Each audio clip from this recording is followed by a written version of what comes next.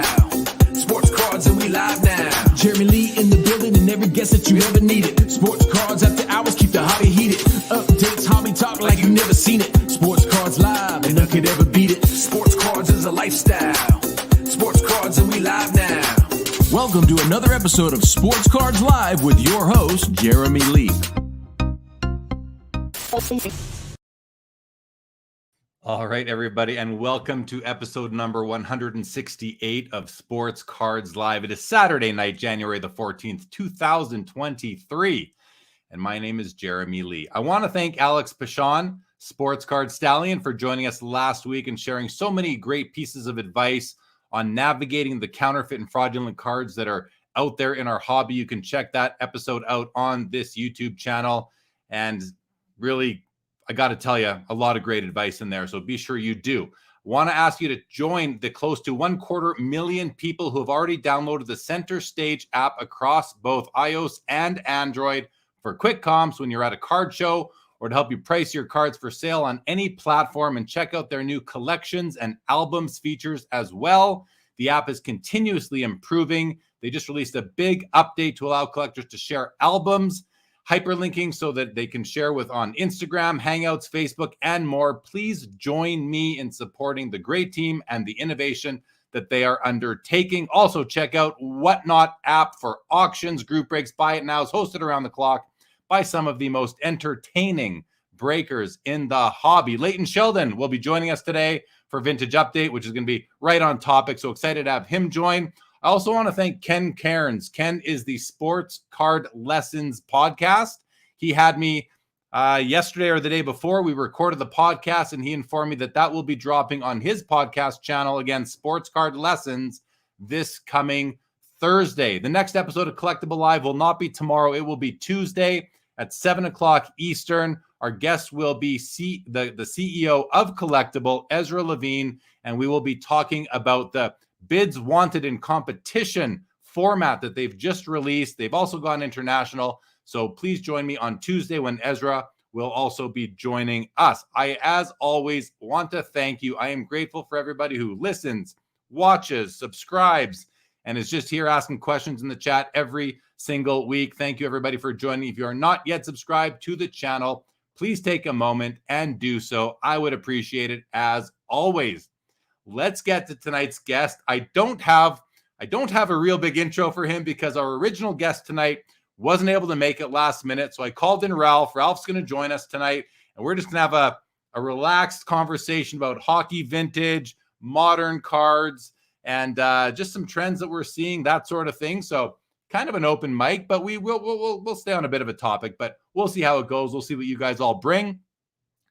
Let's bring him out. Ralph, what's going on, buddy? Welcome back to the show. I think this is your first time on it solo. You've been on some group episodes we've had, but it's good to have you by yourself. Where did your hair go? It just disappeared in a matter of a few hours, I guess. So the picture I have of you that I've used a couple times, you have hair. Here you're shaven, pretty much like me. But in any event, man, it's nice to have you. We go back, you and I, just knowing each other from the expo and hanging out, and we keep in touch all the time. So it's good to have you on a night where I needed to find a fill-in. And thank you for making yourself available, and thanks to your wife and your kids for allowing you to come join us today. No worries. Thanks for having me. Yeah, you're welcome. You're very welcome. Let's say hello. We got Jake Dahl in the house. As always, Jake, good to see you. Frank, what is happening? Hope you guys are having a great week or had a great week. Lapper, what's going on, pal? The Loud Collector, happy Saturday night to you. Vintage Card Collector. I think tonight will be, Vintage Card Collector is exactly what I want to be talking about tonight. So please feel free to, comments, advice, questions. It's not like I or Ralph or anybody on any YouTube channel or any podcast has all the answers. You guys have all the answers. So if you have any answers, you have any comments, you want to put out some advice, some suggestions, any tidbits of experience you have, please share. Nick Martelli, good to see you. Good evening. And we have an anonymous Facebook user. It's Eli. Eli, good to see you. Who is Ralph? Ralph is also known as Stamatis. Well, I think your real name is Stamatis, right? Yeah, that's my real name. That's my first name. His name is Stamatis, Yeah. but you go by Ralph. A lot of people in the hobby just call you Stammer. That's what I know. That's how I know you. But for now, for the title of this episode, we have you as Ralph. JP Brabant, good to see you. Good evening. Saturday nights have changed, and JP, just good to see you again. So, what do you want to talk about, Ralph? Like, let's talk about some vintage hockey cards, because when we were chatting earlier, I said, like, well, what do you think we could talk about tonight? And you said, well, I'm noticing some stuff about vintage cards lately. And so why don't you just share your thoughts, what you've been seeing, and of course, we all have our own perception. Because we all see what we see. No one's going to see the exact same thing out there. So your perspective might reflect other people's perspectives. It might be some people might think it's off the wall. Just depends what everybody is seeing and what we're all watching on various marketplaces, various cards. So with that context set, why don't you kind of share your thoughts that you've been having on the vintage side of things? Yeah, so the vintage side of things, I always found it very interesting on the whole layout, since they did come at a age of time where no one really took care of their cards. So like me going to the expos and seeing the old timers at their booths and just see it laid over the sheet of plastic, as we say. When you see a raw there, especially like from my time, you wouldn't have seen those type of cards. So it's very hard for you to, even though they would have genuine cards there, but if you were to look, let's say with a loop or so forth, you wouldn't really know the difference in color or saturation, or how like the texture of the cardboard is supposed to feel, right? So you're kind of forced into a section where you have to buy a graded card per se. As per like you, Jeremy, you've probably stumbled upon a few of those growing up, so you have an idea what you're looking for when you're going around those booths, right? Yeah. So if I understand what you're saying, you're basically saying that if you weren't somebody who maybe grew up opening up packs of cards in the 50s, 60s, 70s, 80s, I can really personally only speak. I think I opened my first pack of cards in like 81 or something like that. So I can't really speak to what the cards felt like before that, even though they were similar. But if you didn't open your first pack of cards until the early 90s, when they were using different card stocks, Upper Deck came out, and all of a sudden the card stock went from like pretty cheap paper to higher quality cardboard or paper. So is what you're saying that if you are a younger person, or you just didn't get into cards until say the 90s, and you want to go shopping and you want to add vintage cards to your collection, you almost are forced, or you almost need to rely on buying a graded card so that you're getting something authentic, and not only authentic, but also the way the card is supposed to look. Because there's cards out there that a certain printing plate didn't even come down on the canvas during the process. I know there's a George Mikan 48 Bowman basketball card where there's a whole bunch out there that don't have that one printing plate. Whatever the red plate the magenta plate never came down. So is that kind of what you're getting at? That if that you need to rely on a graded card now to make sure that you're going to get an authentic card that has all the features that you'd want? Well, like you just be like rest assured, like on like condition wise of what you're really getting. But like for instance, let's just say like I do have a few like vintage cards in my collection. I don't have many. I have probably 5, and like just having those in my hand, you have a good idea. And I had to break one out of the slab there, because like I'll be frank, when I get close to those booths, I get kind of a little skeptical to even want to ask to touch some of those cards there. But I kind of want to like educate myself as I go along to make those hurdles, to make those moves on the raw situation than being forced to buy graded, right? So basically you had a graded vintage card, you broke it out of the slab just so you could study it. Is that what you're saying? Yeah, exactly.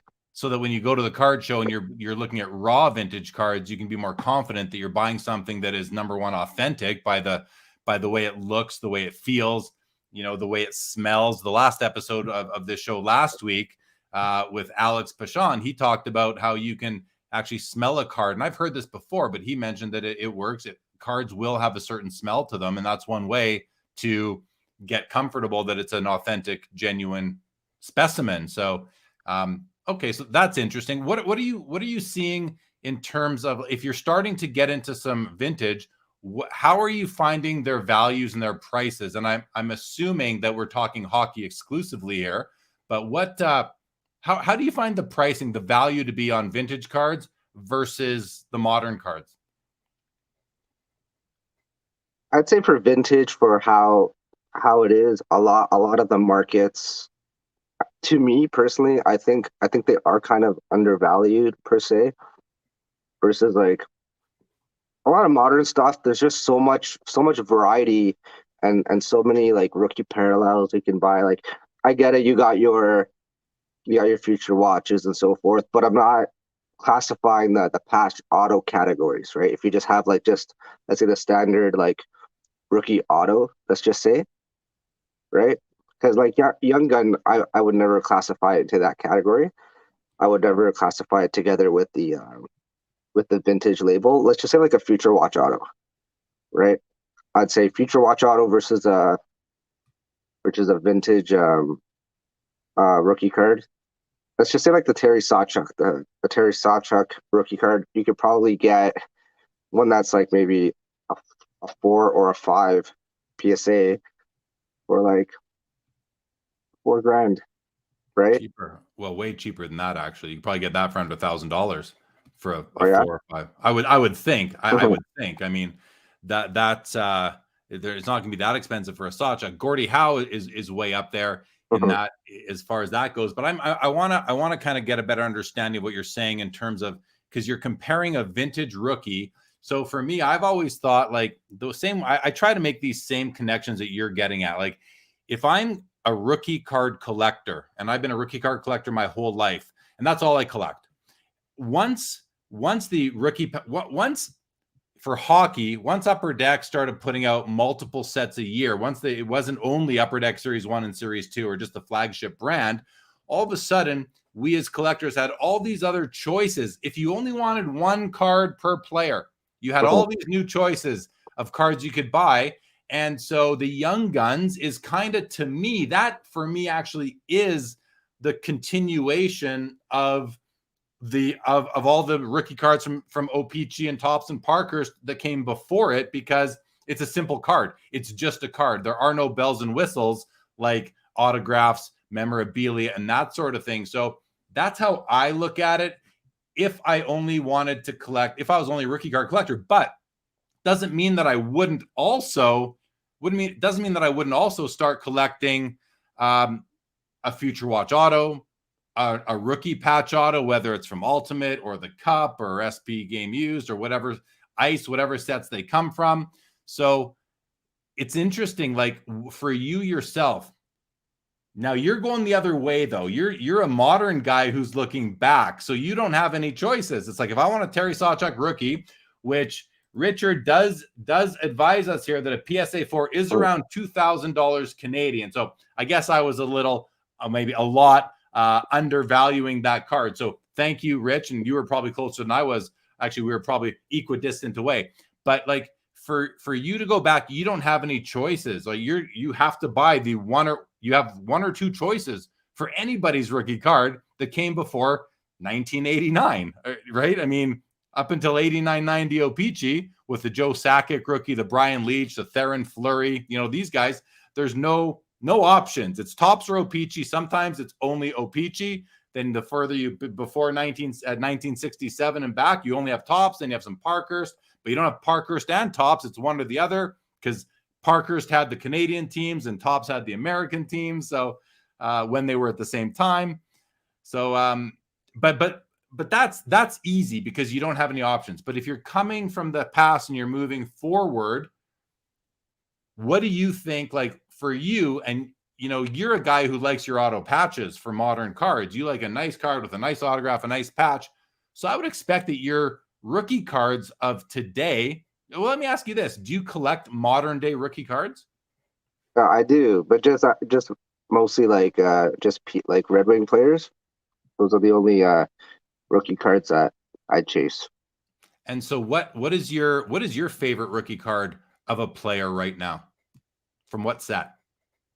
Oh, Cup. Cup. Yeah. I love Cup. Cup's my favorite. Ultimate is also, I dig Ultimate. I love the design. It's even the Future Watches, they're very nice too. But I think that when they do the variants, like the two different, they do the two different photo shoots, right, of the Future Watch designs, right? Are they still doing that? The Future Watch Auto? Yeah. The Future Watch Auto, as far as I know, just one image per player per year. Okay. Yeah. That definitely Cup hands down. Cup hands down. Yeah. So you made the comment before that you're trying to find like the equivalent to the vintage rookie card or the vintage card, and you had mentioned, you're kind of going to go for an auto patch, but then I came out and I said, well, I kind of compare that. To me, the Young Gun is that continuation because it's a base card. A Young Gun is really just a simple base card that just doesn't fall as often as a regular base card, but it's in the base set. Again, no bells and whistles.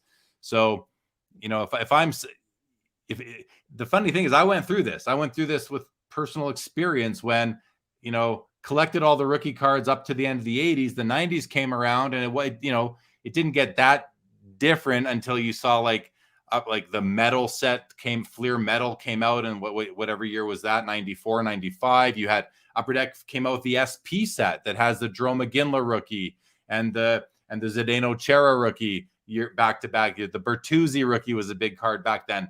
And all of a sudden you had some foil action and some stuff like that. But until you had that first autograph rookie card, which was, I believe, Premier in 2000 Premier with the Kovalchuk.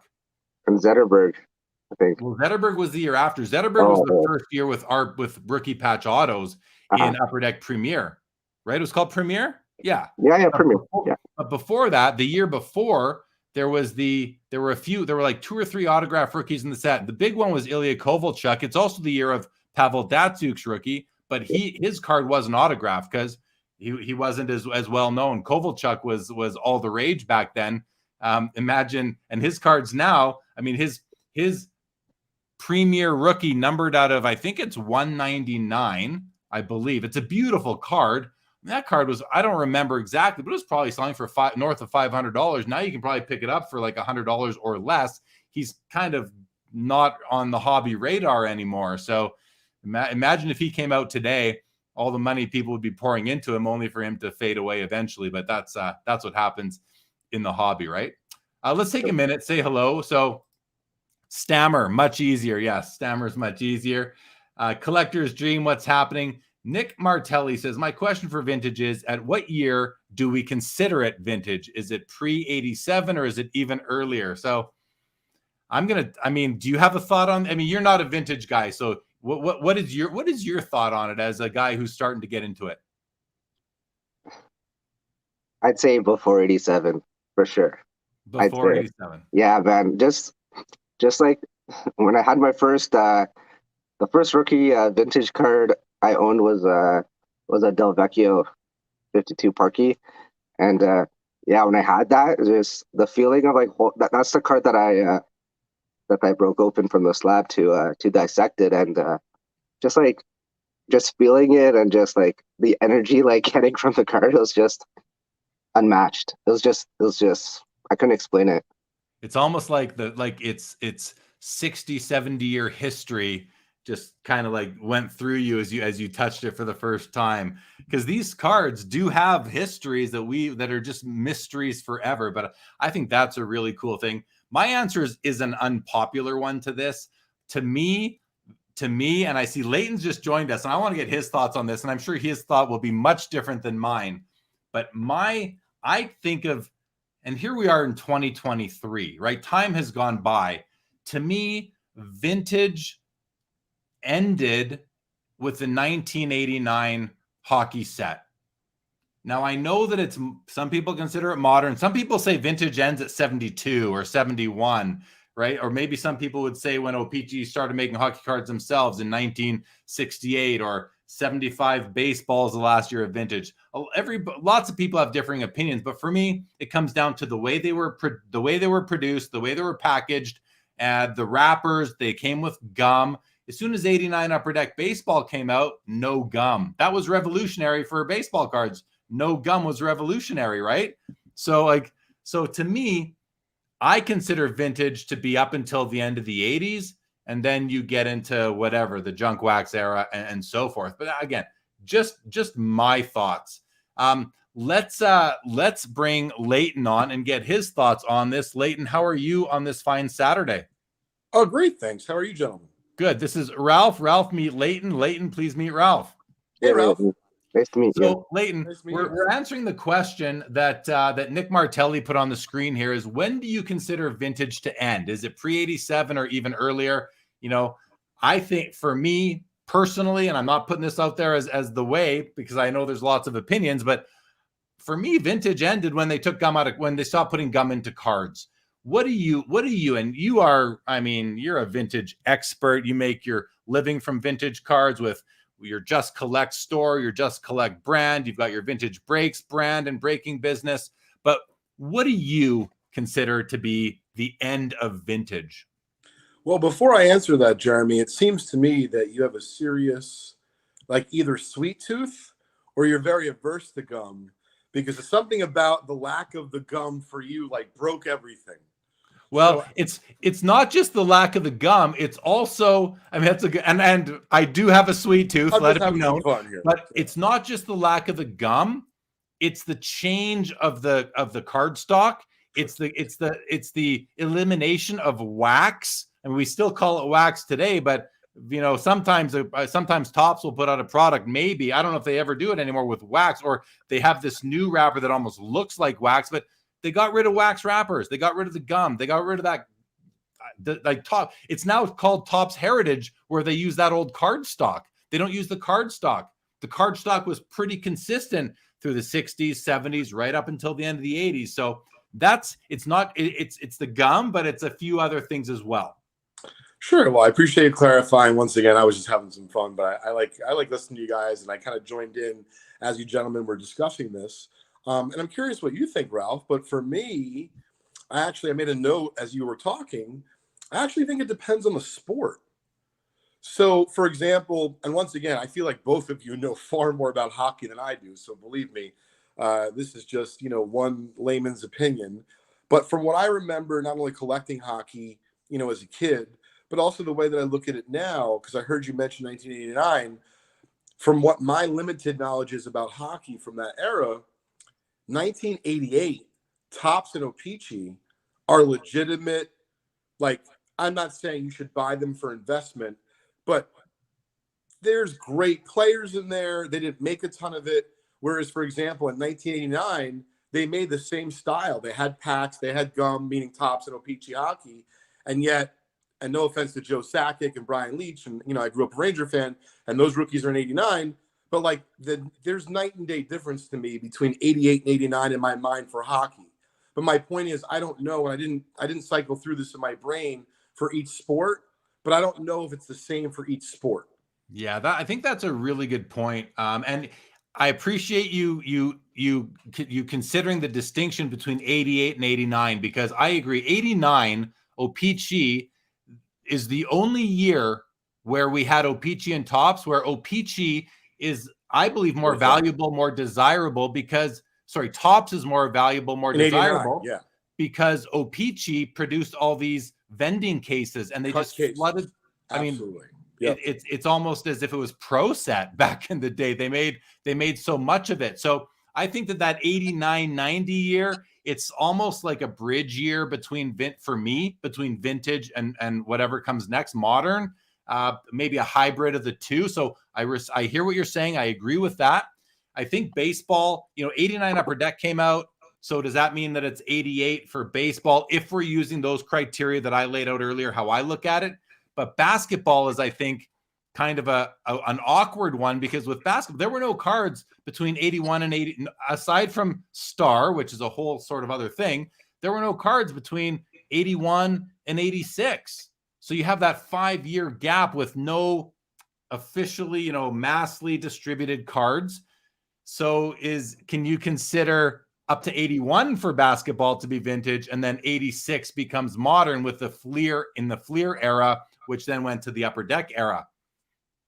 And then football would be similar to baseball, more similar to baseball and hockey, because you always had those cards. And then, Upper Deck did baseball in 89 only. And then in 90, they did hockey and they did football, I believe in 90. Football 91. Football 91 football. When was the first basketball? The Dikembe Mutombo. 91. The Mutombo, the Larry Johnson. Remember cracking packs of that, looking for those two cards? Definitely. Yeah. You're like, oh, of course. I bet people in the chat can reminisce about that too. I want to know, first of all, Leighton, how much time do you have to spend with us tonight? Like, I have a few minutes. I can spend a few more minutes than usual, but I have my son waiting in the other room to finish our nighttime routine.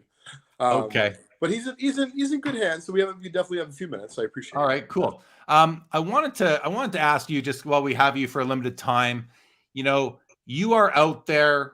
You consider yourself a professional treasure hunter. And for anyone who hasn't seen Leighton, he's been coming on the show now for a couple months. And he has his own podcast, Trading Card Therapy. You can see it on the ticker right now. And he describes himself as a professional treasure hunter, cardboard treasure hunter, for the most part, cardboard treasure hunter, which I love. When you're out there, Leighton, and you live in like northeastern United States, you're in the Jersey area. To what extent, like, you're seeing a ton of baseball. I'm guessing. Can you explain to us, break down the pie? How much is baseball, football, basketball, hockey that you come across? Sure. So I would say, as far as fresh collections, it's primarily baseball. Football, I would say, is probably second. Basketball, though, I guess could be close to second. I'd really have to look at the numbers. I feel like basketball and football are similar. Hockey is definitely a distant fourth. And, I want to preface this with, because I know there's a lot of talk, and rightfully so, in the hobby about, people talking about investment. And so I want to make it clear, out of everything I personally own and professionally own, the percentage of hockey that I own, and I'm not saying this proudly, I love hockey, is very small. So, I don't own a lot of hockey, and I had a feeling you're gonna ask something like this on the show tonight. What I think's so interesting is, if you believe, right, in hockey as not going to be going anywhere kind of sport. I'll be honest, I don't know enough about it. I know much more well-versed in baseball, basketball, football, meaning the history of the game as well as the current game. But out of the four majors, including hockey, I'm definitely have a deficit in hockey. And so if I am offending anyone who's watching tonight who's a hockey diehard, I apologize, because I don't want hockey to go anywhere. But this is what I'm getting to. And this is how I'm going to tie it back to your question you're asking about what I'm seeing. To me, if I'm a hockey fan, and forget about if I'm a investor, I don't really care. But if I'm a collector, and let's be honest, right? If you're a collector, you're still hoping your stuff doesn't go to zero or down. And if it stays the same, great. And if it happens to go up, it's a double, thank you. And so my point is, out of the four majors, if you believe hockey will be here, my son Crosby's in the other room, he's 8. So in 50 years, he'll be 58. In 50 years, God willing, I'll be here, but I'd be very old, okay? And so the point being is that if you believe hockey will be here, it is staggering to me that the lack of fresh hockey cards I see has actually made me reinvigorated, that as I go more so looking in auctions where I see a lot of fresh stuff, Ralph, card shows, Jeremy, where I just, especially if it's one I don't get to go to, let's say every month or 2 months. Point being is that for the long term, I'm curious to what you guys think. If you believe, and when I say you guys, not just you and Ralph, but also the audience, if you believe hockey is going to be here in 50 years, which is 5 decades, so don't take that lightly, right? There's sports coming out of the woodwork. I just bought my first pickleball paddle today, and I play tennis, and I don't, I'm not sliding pickleball, but point being is the world's changing. Yeah. And so to get back to center, it's mind-boggling to me the low amount of hockey cards I see cycle through my hands that are fresh, right? So I'm not going and rebuying like a Gretzky 8, trying to flip it and make 10%. I think that's fine too. I just don't generally do that as much. I think hockey cards represent a tremendous, at the very least, experience to go after and collect, because you're kind of like, unless you live in Canada, you're kind of like, the different kind of, person down here. Like if you show up, like my buddy Justin, shout out to him. He's a New Jersey serious hockey card collector. He always asks me, Leighton, should I go to Philly? I'm like, well, you can go. There's not a lot of hockey. And so I just kind of like that, like the thrill of the chase as a hockey collector, and not even really talking as an investor, but that's my long way of saying I don't see a lot of hockey at all. And if you're bullish on the sport itself, and you happen to have a few shekels that you're thinking about collecting, investing, whatever, your deal is, then really just figure out who the GOAT or GOATs are for you.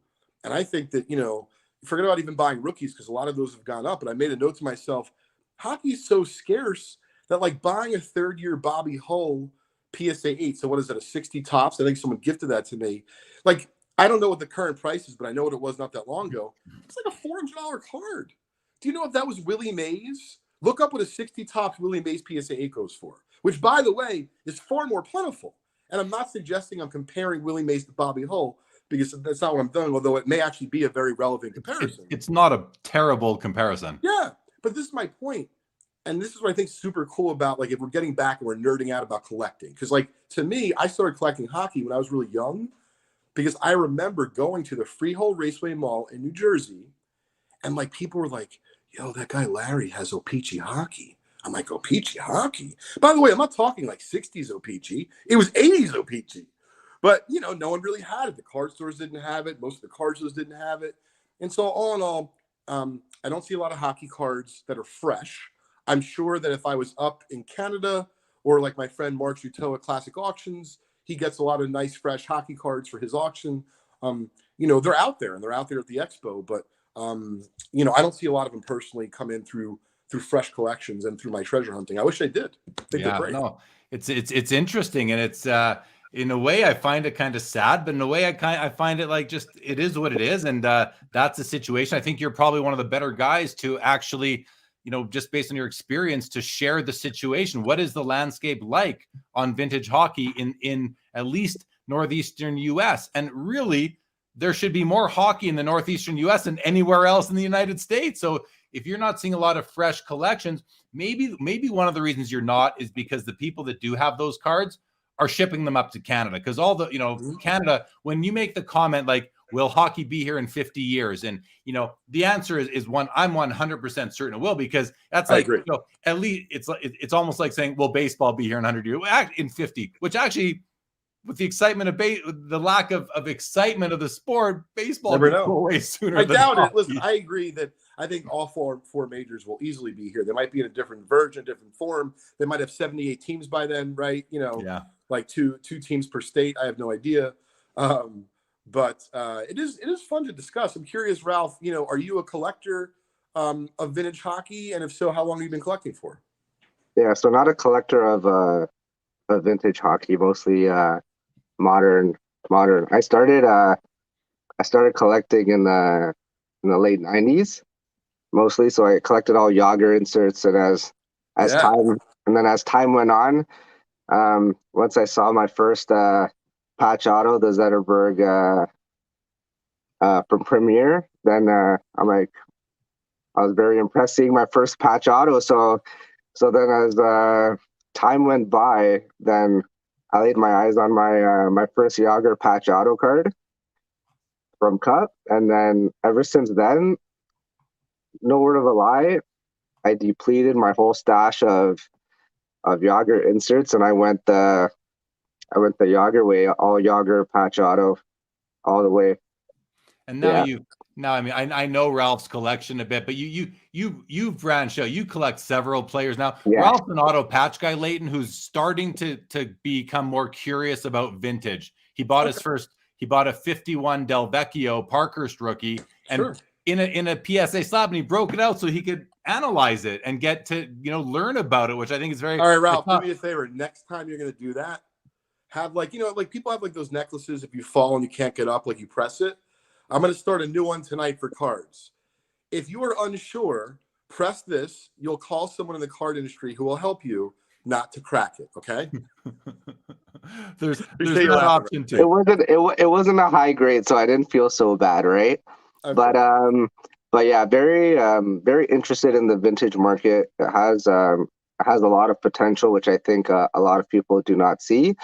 But don't get me wrong, modern still has a lot of potential. There's a lot of unseen gems out there that a lot of people are not understanding. I'm a key believer in the history iconic of the card per se and the moment that it has to bring. So you have that specific card and it's pictured a specific way and it's got a specific auto, even like a standalone auto. Like, perfect example, I picked up a card from a cup renditions. It was Steve Yzerman and Scotty Bowman dual autograph on a gold ink. And it was just like commemorating the day that they won the cup. And it was just like, I've never seen such a card. And just like, it just hit me as like, I have to have this card. You know what I mean? So it's like, it builds that connection and it just makes this like the hobby strive, right?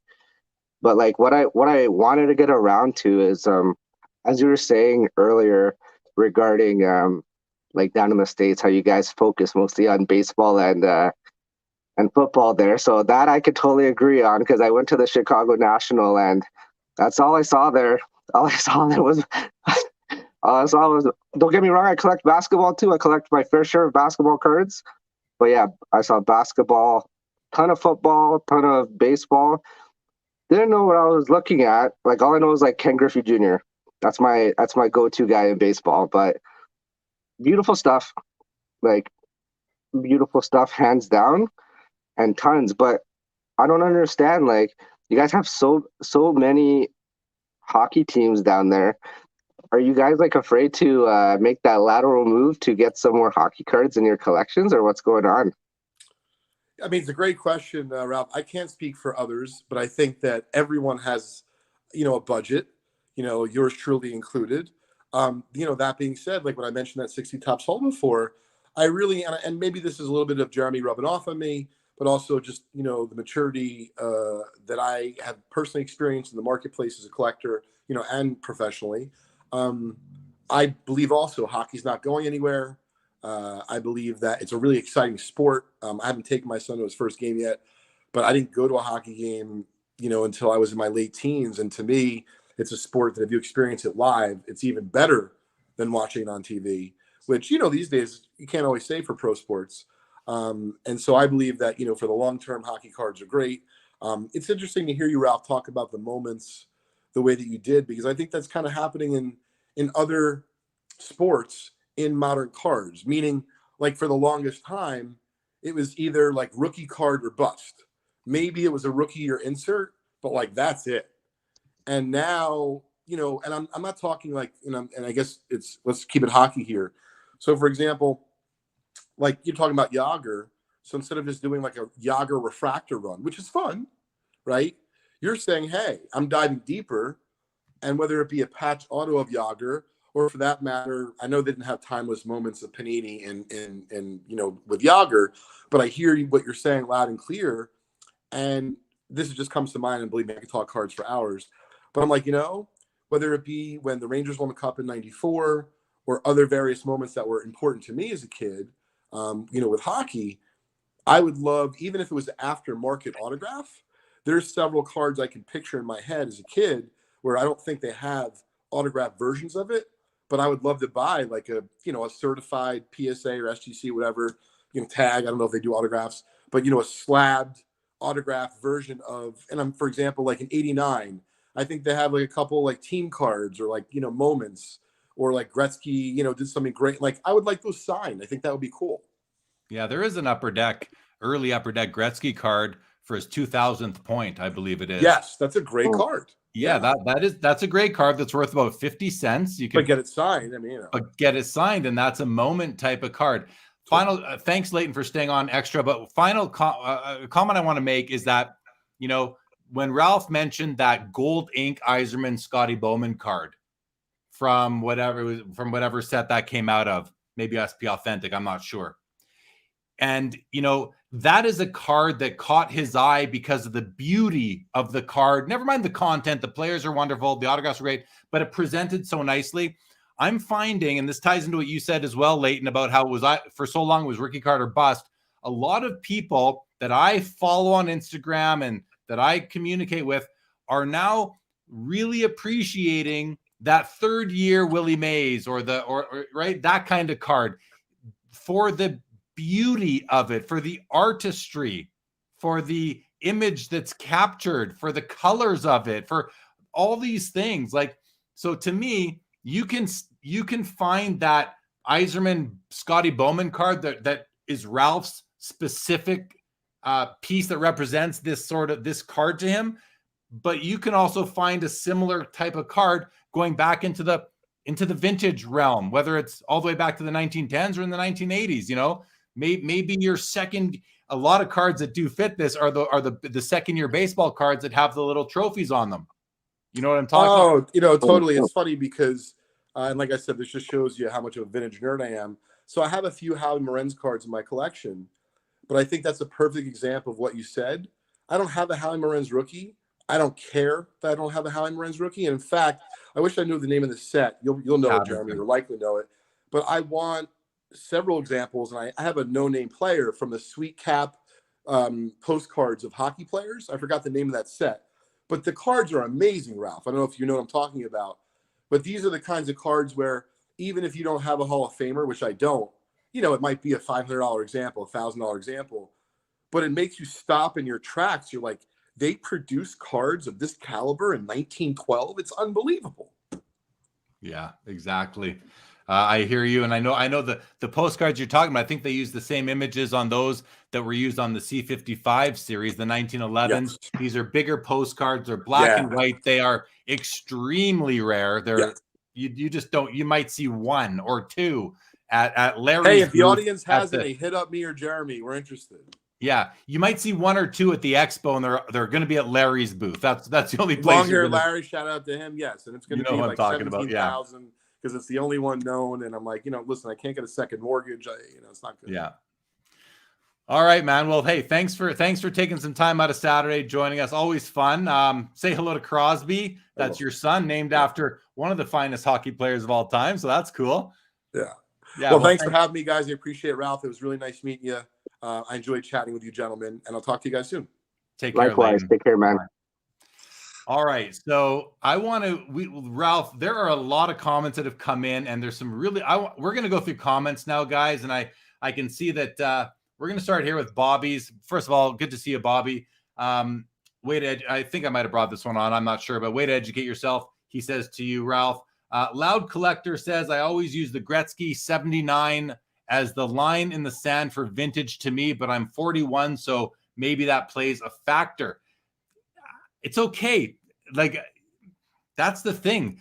Everybody seems to have their own definition of when vintage ends. Frank says, my sales of vintage hockey cards have been growing. So Frank says that, but he might, like, to you, Frank, what is vintage? If you haven't, I probably have 30 comments I want to run through. So you might have already said it. Vintage Card Collector says there is no substitute for looking at a ton of vintage cards. I also look at scans of old sales on PWCC, PSA slabs, etc., to compare 7s, 8s, and 9s. See, that's a very smart thing to do, especially if you want to buy a graded vintage card.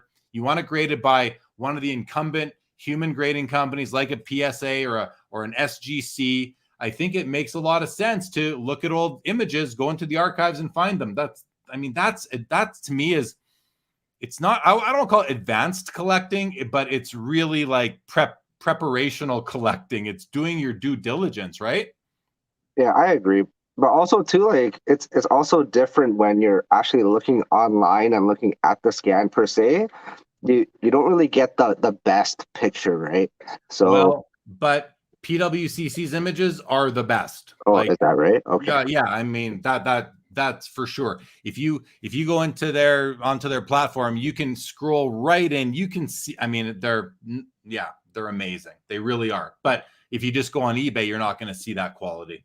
Nick Martelli, well, I've wondered because some people think early 80s, like 84 and before, is vintage, which sort of makes sense right off the bat there, because that's when you had, maybe it was 83, you all of a sudden you had Donruss come and Fleer come out and compete with Topps. So maybe for baseball, there's an argument, never mind 89 when Upper Deck came out, but when Topps started to have competition. So I think that's what he's talking about here.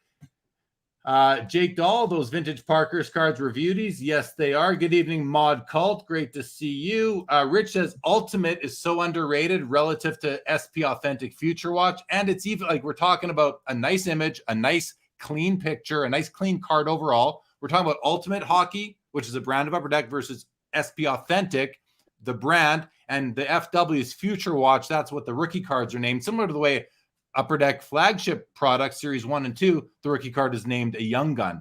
So, but to Ultimate, the thing that Ultimate actually has over the Future Watches is the Future Watch autographs are numbered out of $9.99. The Ultimates are numbered out of $99 or $199 or $299. Just sort of depends on the year.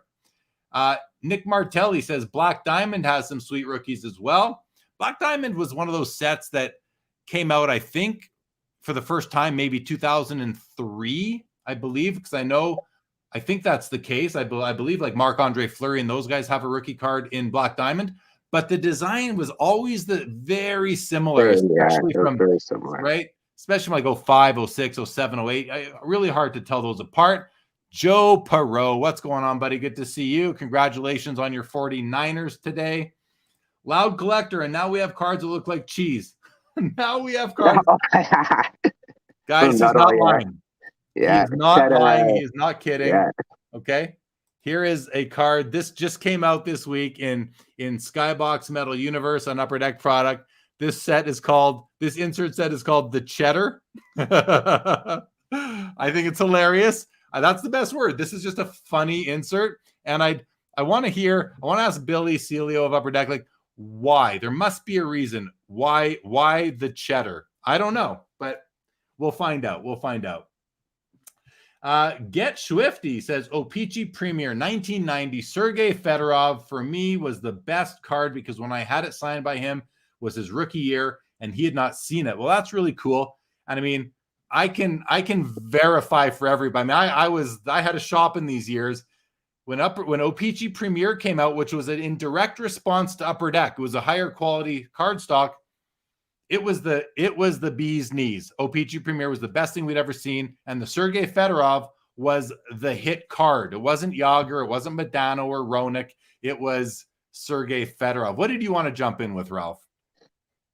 It was pretty funny the way how he stated this, how he hasn't seen the card, right?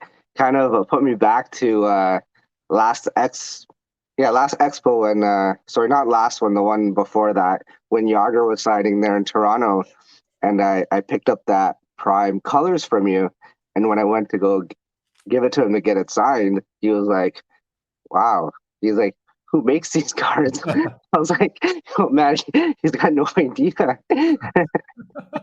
That's a really cool experience. Now that is see what's really cool about that is that story now belongs to that specific card. Mm-hmm.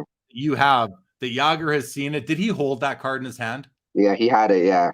Yeah, I mean, he was looking at it and he was like, this is a good looking card. And he was like, who makes these cards? And in my head, I'm just like, man, you're signing all these cards. Like, what's going on? Who's signing the contracts, you know? Yeah. Who do you think's paying you? But you know what? What's awesome, Ralph, about that is that one card has a story now that none of the other cards in that set have, of the Yagers from that exact same card with just different patches because they're unique patches. But that's a really cool story. Nick Martelli picked up a Raymond and a McKinnon. He's calling it Swiss cheese, but is there I got two in a box. I got the Spencer Knight and the Leon Draisaitl. They're both called cheddar. I didn't see if there's a Swiss cheese as well. There's holes in them, right? There's holes in them, so it's got to be Swiss cheese. But it says I know you're right, but the holes are like on the edges. The funniest thing. Okay, Rich says, I think 9900 had SPX autos. Yeah, there were a couple in there. I do recall those, Rich. Thank you. Michael Ham, good evening to you. Great to see you. Bobby Burrell says, in hockey, vintage is when card producers took the gum out of packs. I mean, and Bobby's maybe the only person who I think can say something like this and it kind of be taken as the way it goes. I mean, he's the guy that wrote this book right here. That's this guy right here, Bobby Burrell. And this is volume 2 of his book. I think he's done 3 books altogether. I have his book right here. I refer to it all the time. If Bobby says it, that might be something that the hobby's willing to accept. But I think nowadays people are just going to go with what they want to go with. But at least I think Bobby and I are aligned on that for ourselves. JP says, agree on vintage date, still had gum. Production style 2, as stated. Says, a very fun read audiobook was Hockey Card Stories by Ken Reed. Great stories told through interviews about hockey cards. And he is referring to this book right here. I have all my books sitting right here right now. This is volume 2. He did Ken Reed, who is a co-anchor on Sportsnet and is a collector. I mean, he goes to the expo every time it's in Toronto. And this is the book that JP is referring to. Oh, here's another one of Ken's books right here. One to Remember, stories from 39 members of the NHL's one goal club. So players who only in their whole career ever scored 1 goal. Ken wrote a book. He interviewed those guys and got the story and everything. That's a pretty cool idea right there. Bobby goes on to say, when gum was taken out, the age of innocence ended and it became more about business. True story. I mean, but then Bobby, I would wonder, when Donruss and Fleer got into baseball in '83, was that had to be about business for them as well? So I'm curious how that reconciles, but I completely get the point, and I'm sure there's a great response that you will come up with. Get Swifty says, my problem was I fell out of collecting the year Sidney Crosby, which I still kick myself for. However, I started collecting again in the McDavid rookie year. McDavid's rookie year brought a lot of people back into collecting, as did the Crosby Ovechkin, because they were in a dual year. Dave Sasidka says, and welcome to the show, Dave, a new name I don't think I've seen. Welcome, says, the vintage era ended when Topps monopoly on baseball ended after 1980. I just mentioned that, right? That could be, I'm sure this is already a 25-minute-old comment, so I'm sorry, everybody, but I do want to see what you guys are saying because I'm interested in all your thoughts, and that's definitely a reasonable position right there. Loud Collector Topps had the Tiffany angle, gorgeous cards. Yeah, a little bit of an extra gloss on those compared to the pack pulled. And the Tiffany sets were, I believe, only issued in factory set. The term factory set has gone by the wayside, hasn't it? I mean, Ralph, you might not even know what a factory set was. Factory sets were like you just bought the complete set in a nice box. It had colors. Remember those? That's like what they used to sell on the TV. Yeah, on the shopping channel. Exactly. Nick Martelli says, I feel after 1987, the print runs exploded after that, which is why I feel like 87 is kind of the cutoff, but I could be off. I don't think anyone's off. That's the thing, Nick. If that is how you define it, you are welcome to define it that way. Nobody can tell you or anybody what they think vintage is. They can tell you what they think, but they can't tell you it's the only way. I just think we have the ability, the right to decide for ourselves. T-Dot loves 80s O-Pee-Chee, of course. Swifty says 88-89 O-Pee-Chee Brett Hull rookie card was a good year, was a good to great year. I knew once Upper Deck went to basketball and football, it wouldn't last with all 4 sports. And yeah, the old stock went away. Hockey is religion up here. Yeah, T-Dot. And that's why, Leighton's comments, and he never said it'll go away, but let's face it, the world does evolve. Things do change, but yeah, hockey will evolve. The rules change. The rules change all the time, and who knows where they will go. But it's hard to imagine players who are in better physical condition than they are these days, especially when you compare them to when they were smoking butts and drinking beers in the intermission back in the 70s. They were killing it still. They're still killing it. Yeah, and they were still killing it. Exactly. Jay That's says, like why is it so hard to find refractor hockey cards? I can't really comment on that, Jay. I mean, I see my fair share of them when I'm looking on ComC is a great place to find refractors of any old player. Of course, eBay you'll find some as well. Jake Dahl says, where do you see golf cards and golf collecting in the future? Yeah, you know what? I think it's going to be for me, and I don't collect them, but it's hard to deny the cultural relevance of golf and of, Tiger, from like, Jack Nicklaus to Tiger Woods. It's these guys have cultural relevance. That's all it takes to put a sport on the map, really. So I think there's a good, and they don't make a ton of them. They're not making sets every single year. So what's out there is kind of what's out there, and I think it's got a good future. And golf isn't going away. I mean, think about this too, Ralph. When we talk about golf, all the collectors who are in the hobby now, who are between the age of like 20 and 40, and maybe don't do a lot of golfing. They might start doing more golfing in their 50s and 60s, and maybe then they'll get into golf and they'll have a lot more money then too, most likely. So golf could have a very good future overall. Any thoughts on that, Ralph? The way how that works is interesting. It kind of reminds me of like with like Formula One and like NASCAR per se, how they have very, very few product. Like let's say you'll be lucky if you get one or maybe two products a year, right? Like let's say of high end product. And you're gonna have that select crowd where they don't have to be buying into so many different types of releasing of product, and they're just buying and they're spending the bucks on the premium item. So it's a very select market, which seems like as soon as it's released, it's like a Black Friday special, and everyone's kicking and screaming the doors down and trying to get what they can while they can, right? It's a That's what I scarcity think. issue. Yeah. That's what I think. And then also too, like as you said, I think with those markets, I think they'll just slowly rise. I think it's not going to be a quick rise. I think it's just going to be slowly over the time, but you're going to have your high end players for sure. You're going to have high end people in the market that will chase those pieces. Like that wouldn't surprise me one bit. Yeah, I'm with you on that. Let's keep on going. Vintage Card Collector here said there are more people attending a lot of hockey games than baseball. Hockey will be fine in 50 years. Baseball is in trouble. I mean, baseball it is America's pastime. I think it might be in trouble, but I think they'll find a way to save it because it's baseball and it's Americana. So I think they'll figure that out before it dies, but it might go through a period of unpopularity. Frank said vintage hockey is undervalued. T-Dot says hockey will boom. It's scarce and demand supply.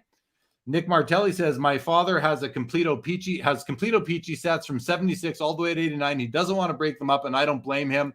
And I'm like, that's the thing. I've got friends that aren't really in the hobby, but they have binders with pages of O-Pee-Chee hockey sets going back as far as they may, certainly throughout the 80s, several people do.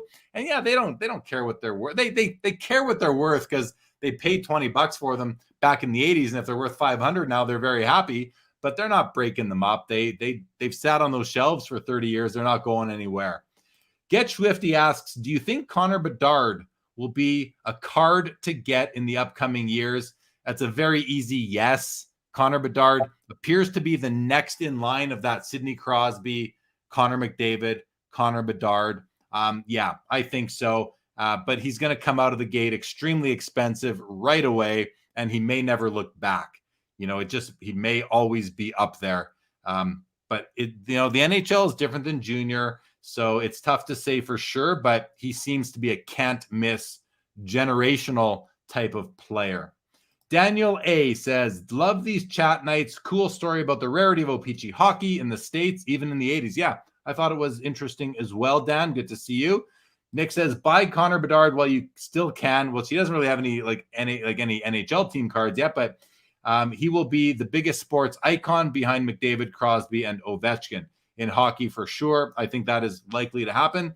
And there's a lot of talk about what teams are going to maybe tank in order to draft him this coming summer. So it'll be very interesting. Imagine like Chicago's having a terrible year. If they remain terrible and get that first pick in Chicago, like an original 6 team gets Connor Bedard, I think that'd be really good for the hobby. The best for the hobby to me is if that player ends up in Toronto or Montreal. Those teams seem to have the most fans around the world, but Chicago is kind of the next best thing. Detroit would be good. We saw with the Rangers when they had Alexis Lafreniere. Now he hasn't impressed anybody yet, but that card came out very expensive at the beginning, and then he played and it wasn't so great. Now it's like down to probably 15% of its original value. Alan says, as long as Canada's around in 50 years, hockey should be good. I'm with you, Alan. Swifty says, I just thought about, no one has said anything about Score 1990 French edition hockey. Yeah, we had Upper Deck French as well, which saw a big run up in value, and then they went back to the presses. You can read Card Sharks, the book about Upper Deck, and learn all about that. I'm not sure what else there is really to say about the French edition, but I'm sure it was popular in the province of Quebec. Ryan Dvorak says, still have my 81-82 and 82-83 O-Pee-Chee sets. My father wanted them for us since the Devils' first season in New Jersey was 82. That's right. The New Jersey Devils moved from Colorado. They were the Colorado Rockies. They became the New Jersey Devils. And now Colorado gets a team back several years later when the Quebec Nordiques moved south of the border to Colorado, and they were a very successful team right out of the gate. I think they won the Stanley Cup in like their second or third year. So pretty amazing. I like this next comment. You'll like this, Ralph. Vintage Card Collector says Jagger might still be playing 50. Jagger's 50 years old right now, and he's still playing professional hockey. You know what's funny? There was I think it was like a week ago. He had to he had to fill in for one of his line mates, like, because he doesn't play anymore, right? But one of his like players just couldn't make it, so he just suited up and he played with the team. Because I saw that. And then he got 2 points. He got 2 points. He got 2 points. I believe he owns the team. Yeah, he's 50 does. Years old. Player couldn't make it, so he. I didn't know that. I thought he was on the roster. And when I saw that clip, I thought, oh, he's still playing. Okay, that's hilarious. Yeah, Jagger he's an all-timer for sure. Chad Shipper in the house. What's going on, Chad? Great to see you as always. Dave Kaplan in the house. Good to see you, Dave. Dan says hockey is always my go-to. Nick Martelli says the solid card is even the Upper Deck card when Wayne scored 802 goals. Yes, isn't that a pro? Isn't that a pro set? I might be confusing a pro set card with an Upper Deck card, but T-Dot says the Gretzky rookie was a kid's dream card back in the day. Yeah, I mean, yeah, that was a dream card up until it's still a dream card actually for a lot of people. Definitely. And I'm sorry that these comments are so old, but I want to read them selfishly. Seb, welcome, says, when you open a hockey 1990-91 Upper Deck pack and you compare the cards to the 89-90 O-Pee-Chee tops, you know a new era is here. The last vintage big rookie card was Sakic. I mean, that's where I draw the line as well. But that's for me. I mean, I don't get offended if anyone says something different. I mean, that's how I operate. Swifty says, I may not have a Maurice Richard or Gordie Howe rookie card, but I was able to get an autograph from them both. I just wish it was at the same time. It's nice to have their autographs. Both gentlemen have passed away, so that's pretty cool. Frank Estella says, Jeremy, I'm 70 years old, and vintage to me is anything before 1980. And that's fair. And thank you, I guess, because I asked you before, Frank, what it was. So my next question to you, Frank, is why? What happened? What's the distinction? Is it simply the turn of the decade, or is there something more specific? I'm curious why you define it that way for yourself. Skeppy, welcome, says there are so many rookie cards that people force into their collections and they may not even like it, but they have to buy it for a collecting goal or something. That's very true. I mean, I fall into that category where I want for a long time, I wanted every Hall of Famer's rookie card. And then I'm like, I don't know who Hugh Lehman was. Like Hugh, and his card came out in 1960 tops, I think it was, and he didn't even play. He was an old-time great or something. Like, so I went away, and now I don't need all the rookie cards, but a lot of it is the PSA set registry for the Hall of Fame and all these sorts of things. So it makes good sense. Oh, I see, Nick. He called it Swiss cheese because of the holes. There you go, Ralph. That's why he called it Swiss cheese. Let's see. Bobby Burrell says, I specified in hockey, baseball is about a decade more advanced. Thus, baseball vintage might be considered 1980.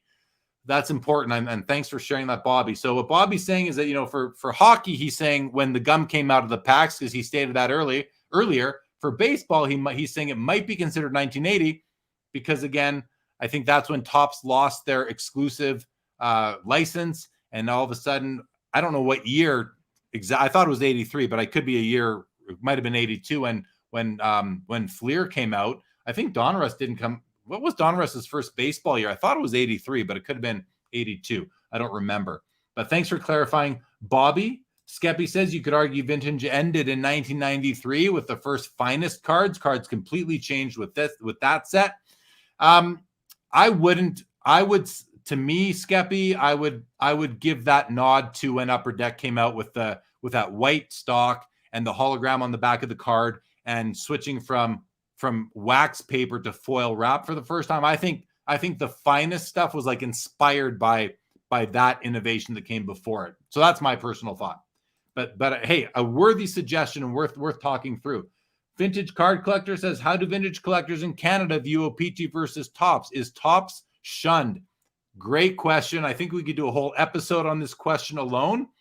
Ralph, I mean, I have my thoughts. I want you to jump in with some. What do you think of that? What's your perception of that? It's a little tit for tat for me. Like Topps, sharp. Like that's the first thing that comes to my mind when I think of a Topps vintage card is sharpness.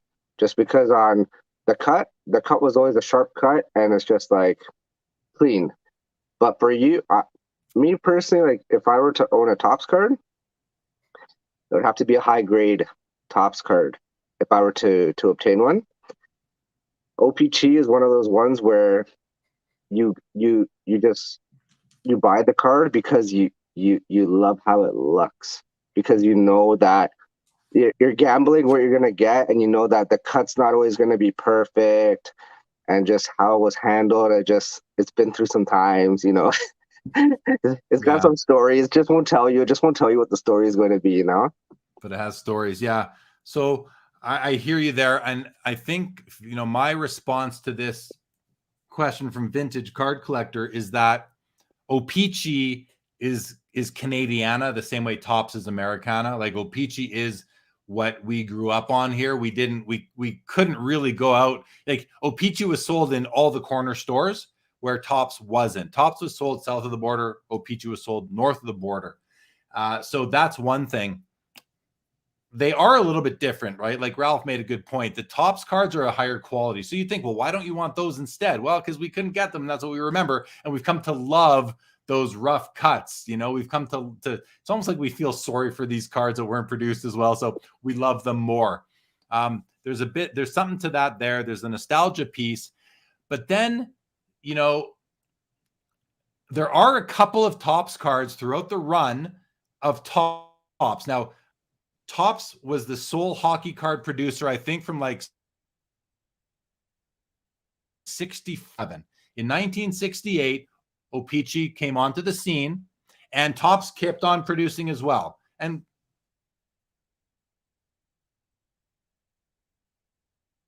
they really were like, whatever it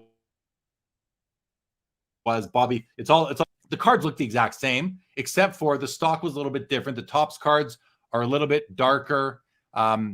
So a little bit different, but there are a few Topps cards that I feel are worthy of an O-Pee-Chee loyalists collection. And I'll let you know what they are. First of all, 1980-81 Topps, the puck in the bottom right corner of the card where the player's name was on the Topps card, they had like a almost like a scratch off lottery ticket. They had that there. You'd have to scratch it off to find out the player's name. I mean, nowadays that you damage the card if you do that, but back then you were encouraged to do that. So if you can find a high grade Mark Messier or Ray Bourque Topps rookie card, that is very, very rare. And I know because I personally bought a PSA 10 Ray Bourque rookie Topps because I thought it's way rarer than the O-Pee-Chee version. It was selling for like way cheaper. I thought something doesn't make sense there. I'm going to buy one because it's a cool card. And I think it's just way undervalued. So that's one card that I think is worthy. So both the Messi and the Bourque. The other one, though, I wonder if any of you guys can guess. You probably can if you follow me on Instagram for sure. But that would be the 1988 O-Pee-Chee Wayne Gretzky. Because for the Topps card, which is distributed in the United States, the picture used of him is him at the press conference holding up his new LA Kings jersey, whereas the O-Pee-Chee card is him in a photo at a photo shoot on the ice. And you can tell it's a photo shoot because he's just looking, he's standing, holding a stick in front of him on the ice, and it's all dark behind him. It's like there's no one else in the arena. They just got him out there for some photographs. So that's where the design is unique. It's not a rookie, of course, but it's unique to the O-Pee-Chee card, and it's even a lot nicer. So there's that. And then one more comment, and I see T-Dot is mentioning it right at the bottom here. So I'm going to just mark this for a moment so I don't lose where I was. T-Dot here says 82 and 83, Topps never made hockey cards. Very good point. It's the 2 years between 68 and let's say 89 where they didn't make hockey cards, which is really cool. So now the 82 set, and T-Dot goes on to say here, that's why the 82 O-Pee-Chee is gold. I love the 82 O-Pee-Chee set because it has two of my all-time favorite players' rookie cards in it, Dale Howard-Chuck and Ron Francis. But don't forget about Joe Mullen. Don't forget one of the best American-born players of all time. And don't also forget about Grant Fuhr. And there's a few other. Thomas Steen is in there, a friend of mine. Like, there's some. I love that set. It's also the first set I remember really going after because it had Howard-Chuck's rookie card, and I grew up in Winnipeg. So, but it's kind of unique that those 2 years, there's way fewer total cards of those players out there because Topps didn't make them at all. Did you know that, Ralph? Is that news to you, or did you know that? No, I didn't know that. That's news. That's new. Yeah. It's kind of a cool piece of hockey card trivia. Yeah. Jake Dahl says, I hope my Habs, the Montreal Canadiens, get Connor Bedard. Yeah, everybody's going to say that, right?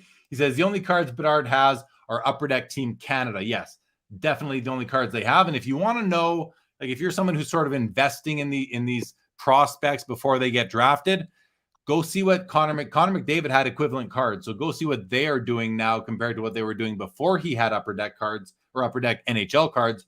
And you'll see if you think those are good purchases.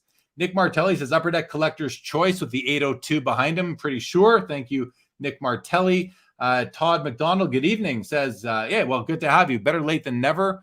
Thanks for joining. Frank says the 80s. So here's the answer to that question from Frank, and thank you for interacting. Says the 1980s saw more card issues enter the market. Prior to 1980, there were not so many products. So that same consistent reason why baseball, the vintage line might end at 1980 because it's when Topps started to have competition. T-Dot says Topps isn't shunned, but Canadians want O-Pee-Chee. Yeah, I mean, it goes back to what we were saying earlier. Nick Martelli got a Topps 71 How, and it looks so sharp and nice. It's an SGC 8, gorgeous card, very nice card. Wish I could find an O-Pee-Chee in the same condition, but the price is almost triple for the card. Yeah, and I don't know, like I've always been under the impression that the absolute print runs of O-Pee-Chee were a lot lower than Topps just because it's USA versus Canada for distribution. I don't know if that's the case. I just don't know. I wasn't privy to that information back then. And I say I don't know because, and I haven't checked like population reports on PSA's website lately, but I've been told, I believe that like there's more O-Pee-Chee cards in the population than Topps.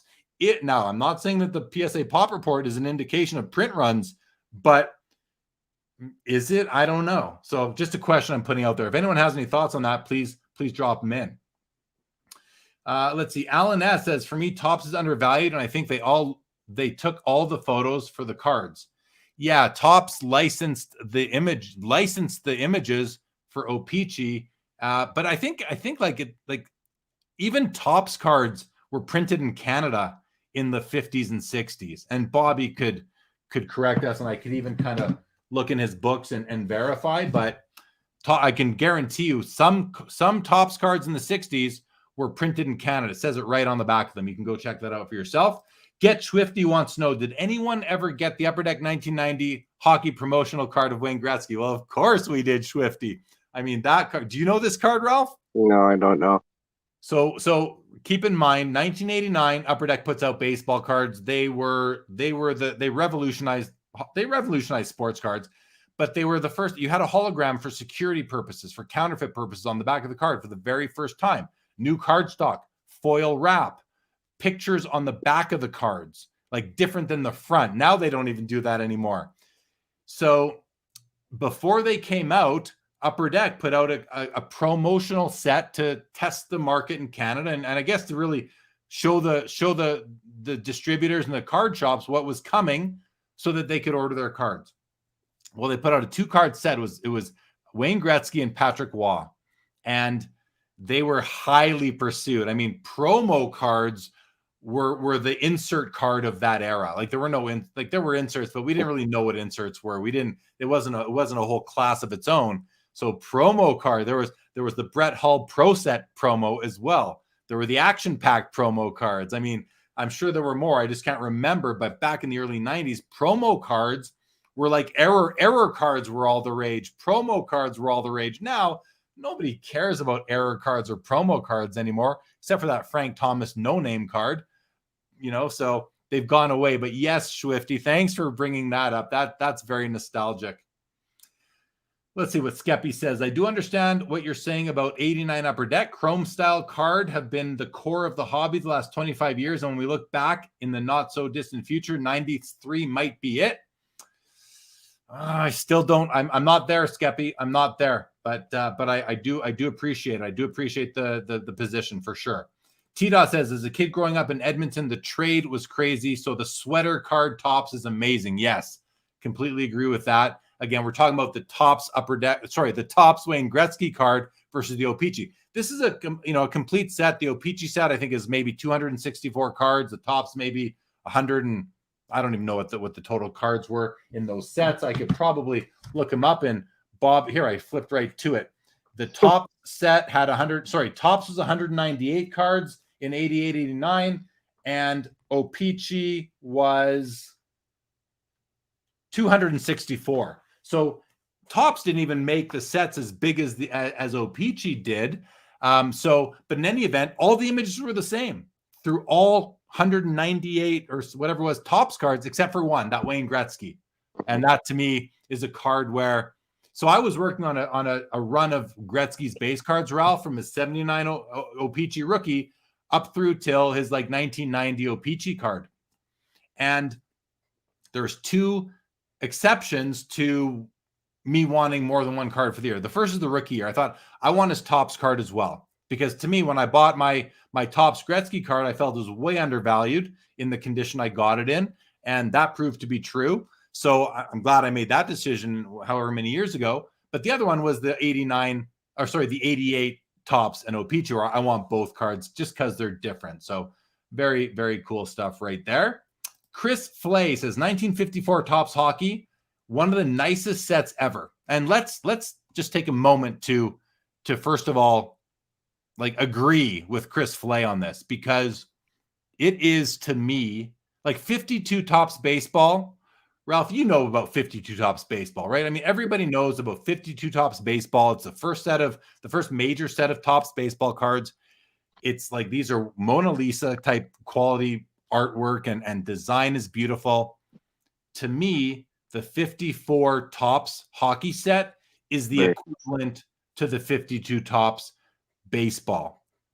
Now, it has another similar characteristic, which is that the 52 Topps baseball cards, the key cards are the Mickey Mantle, the Jackie Robinson, the Willie Mays, right? Sure, Eddie Matthews and those guys, but let's look at those 3 guys who everybody seems to collect.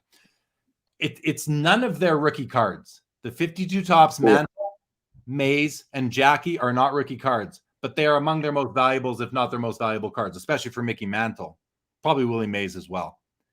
For hockey, it's the same story. 54 Parkhurst. Now, they only made cards of the American teams. There's no Montreal Canadiens or Toronto Maple Leafs in that set, but there are some key cards and they seem to all be Detroit Red Wings, right, Ralph? I mean, you've got Gordie Howe, you've got a Terry Sawchuk, you got a Red Kelly, and Alex Del Vecchio, all these Hall of Famers, but you don't have Maurice Richard or Doug Harvey or any of those guys. But my point is that the 54 Topps hockey set is so nice, yet the Gordie Howe, which if you look at, Joe Orlando, the previous president and CEO of PSA, when he came out with the Mount Rushmore of hockey cards, he put a Gordie Howe on it, but he didn't put the 51 Parkhurst rookie, which is about, this big compared to the full-size, oversized 54 Topps card. He used the 54 Topps card because it is so gorgeous. It's red, white, and blue. It's got that beautiful white background. And Gordie Howe, you guys just go look it up if you don't know what I'm talking about. Go look how beautiful this card is. Gordie's in a great pose too. Some cards in that set, the players in kind of wonky poses. The 54 Topps Gordie Howe is, I'm surprised it's underloved to this day. It should be as prestigious as a 52 Topps Mickey Mantle, hockey related to baseball. Ralph, anything to add? Yeah, the thing that I really like about that set is when they embedded the autograph into each card. The facsimile autograph, the great. Yeah, so that kind of like revolutionized a different way in hockey, because it was still like how many years later until that actually did happen, right? When they actually put real autographs on cards. Yeah. Many, many years later. Yeah. So here, I'm just going to show a picture of, now in Bobby's second edition of his book, he does have an image of the, so that's the card right down there. Now that's not the Gordie Howe, that is the Terry Sawchuk, but that's that design is just, it's nice. It's just and even the back is super cool, right? Like compare that to the 51 Parkhurst, which I love it as well, but here's the 51 Parkhurst design. Okay, right there. And that is the Gordie Howe card, right? Yeah. That's the 51. So, it's really got like black and red only. It's a smaller card. It's got a blank back. So in any event, thanks for raising that question or that comment, Chris. It's bang on as far as I'm concerned. Okay, Bobby pipes in again with vintage hockey O-Pee-Chee versus Topps. Topps came out at the beginning of the season. O-Pee-Chee would wait to release on January 1st as they waited for the trades and had a bigger set. So that's an interesting tidbit. Some people might consider then that the O-Pee-Chee not to be the rookie card because Topps came out first. I don't buy into that. I think it's what season does the set represent. I don't care what month the card came out in relative to the other. Personally, I care about what year the set is meant to represent. T-Dot says, surprised you didn't know Topps never made hockey. Good to know. Oh, yeah, not everybody was following the sport, the hobby back then. JH says, Lindros was the first big chase product from 1990 score. That entered vintage, in my opinion. Yeah, I mean, that ties into where I'm at for different reasons, but Eric Lindros was basically like, how would you describe? Almost the way like when Eric Lindros came out, it was perfect timing because new companies were coming into play, similar to the way, many more collectors got back into the hobby when Sidney Crosby came out in 2005, McDavid in 2015. Lindros in 1990 was today's McDavid, Connor Bedard. I mean, he was as big, if not bigger in the hobby than Crosby, Ovechkin, McDavid, and Austin Matthews. Like Lindros was maybe the biggest prospect ever to hit the hobby to this day, so, hockey-wise. Maybe all sports, I'm not sure. But, I mean, let's face it. To me, Ken Griffey Jr., card number one ever in any Upper Deck product, the Ken Griffey Jr. rookie, that to me is a revolutionary card and one that is iconic beyond, to me, it's a top 5 iconic card of all time just because of what it represents. Go ahead. You know what's very interesting, though, is because when the Lindros card was coming out, that's when all the forging started to happen with his autograph. So many people were forging his autographs, and then no one could tell the difference between a real or a fake.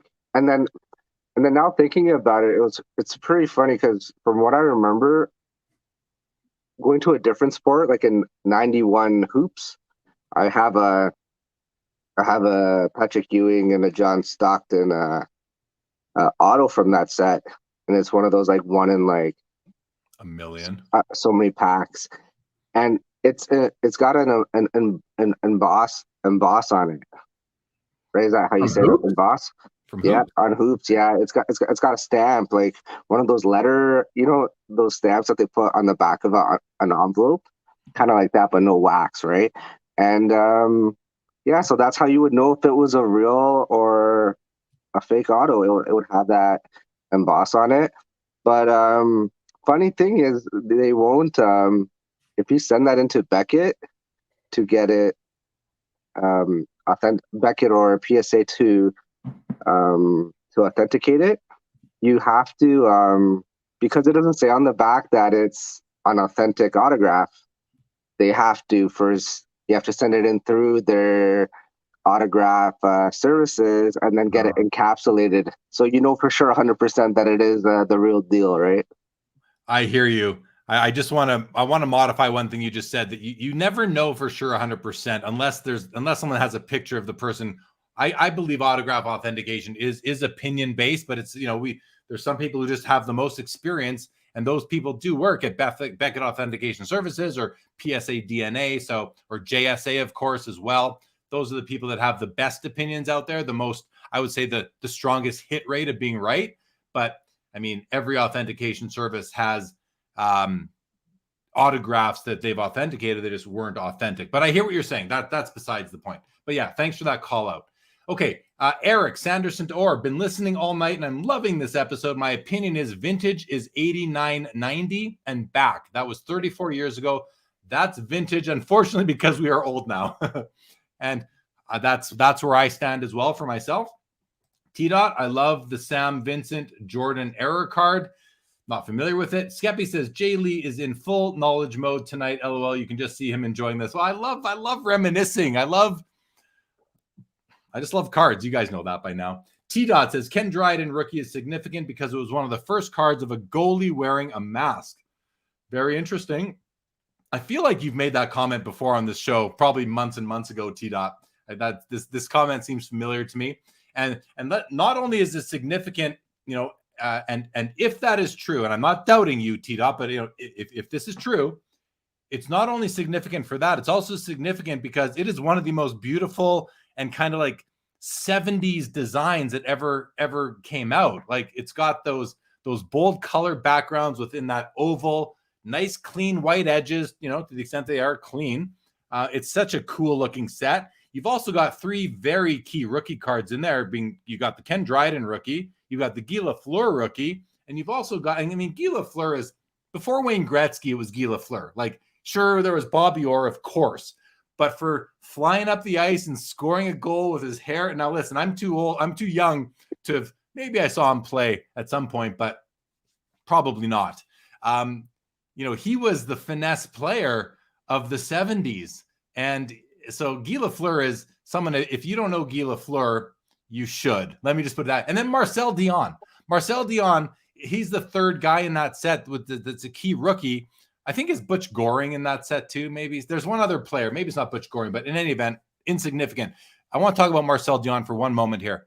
For the longest time, Marcel Dion, before Wayne Gretzky, was the leading NHL point getter. He was at the top of the all-time points list. And for the longest time, he was second in NHL career scoring. He never won a Stanley Cup. He played with the Los Angeles Kings on the Triple Crown line, I believe, with Dave Taylor and Charlie Simmer for several years.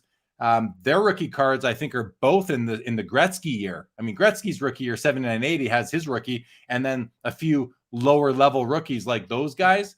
Did I say Charlie Simmer and Dave Taylor? If I said Dave Taylor was the boss a year before. He's from his rookie year is 1978, or his rookie card is 1978. But you also have like Barry Melrose and Ken Linsman, and there's a few others in there. But I digress. Marcel Dion is maybe one of the most underappreciated. He's up there with like a Dale Hawerchuk, my guy, right? Never won a cup, Hall of Famer, but Marcel Dion was an all-time career point leader for so long. So anyway, back onto the comment. Nick Martelli, those early 50s, the sets would be like 12 cards for the whole set, or even 20. It's wild how small they were.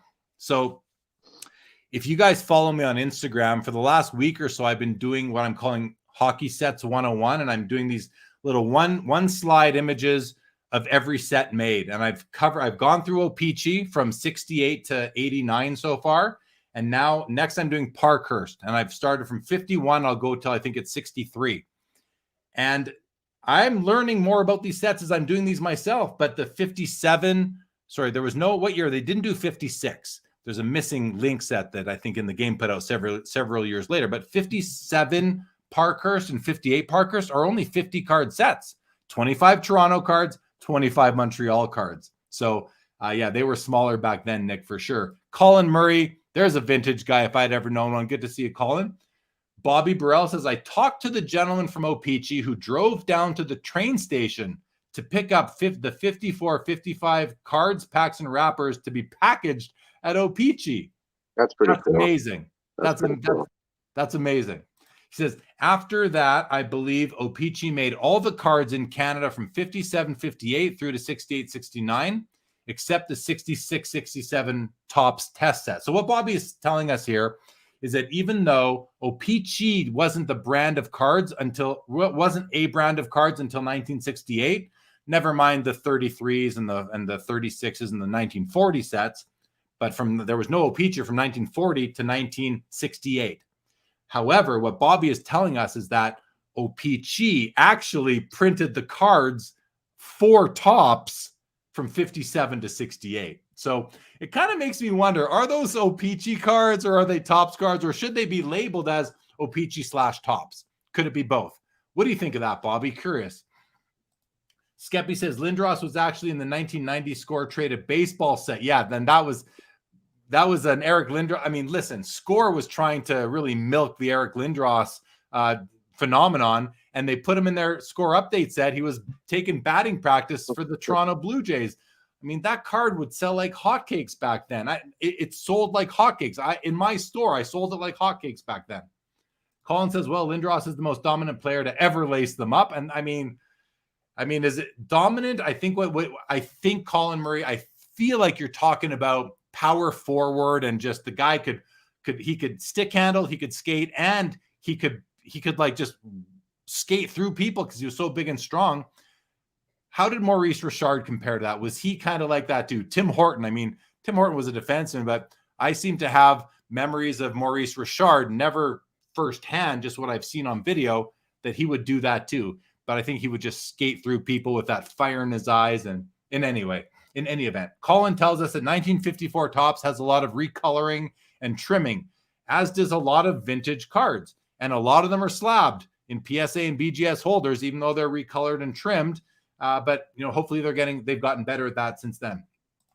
T-Dot tells us vintage hockey is either Gretzky rookie back or 89 back. 1990 Upper Deck was the new era. I'm with you.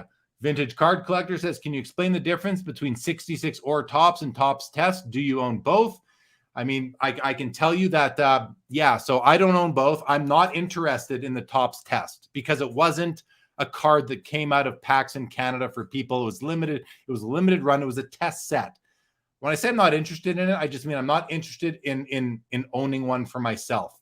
If I could maybe get a great deal, I would, because it's still cool. But the biggest difference aesthetically are two things. The wood grain of the Topps Test is a lot lighter than the regular Topps card. And the other thing is that if you look at the right edge of the card, there's always going to be a white stripe down that edge.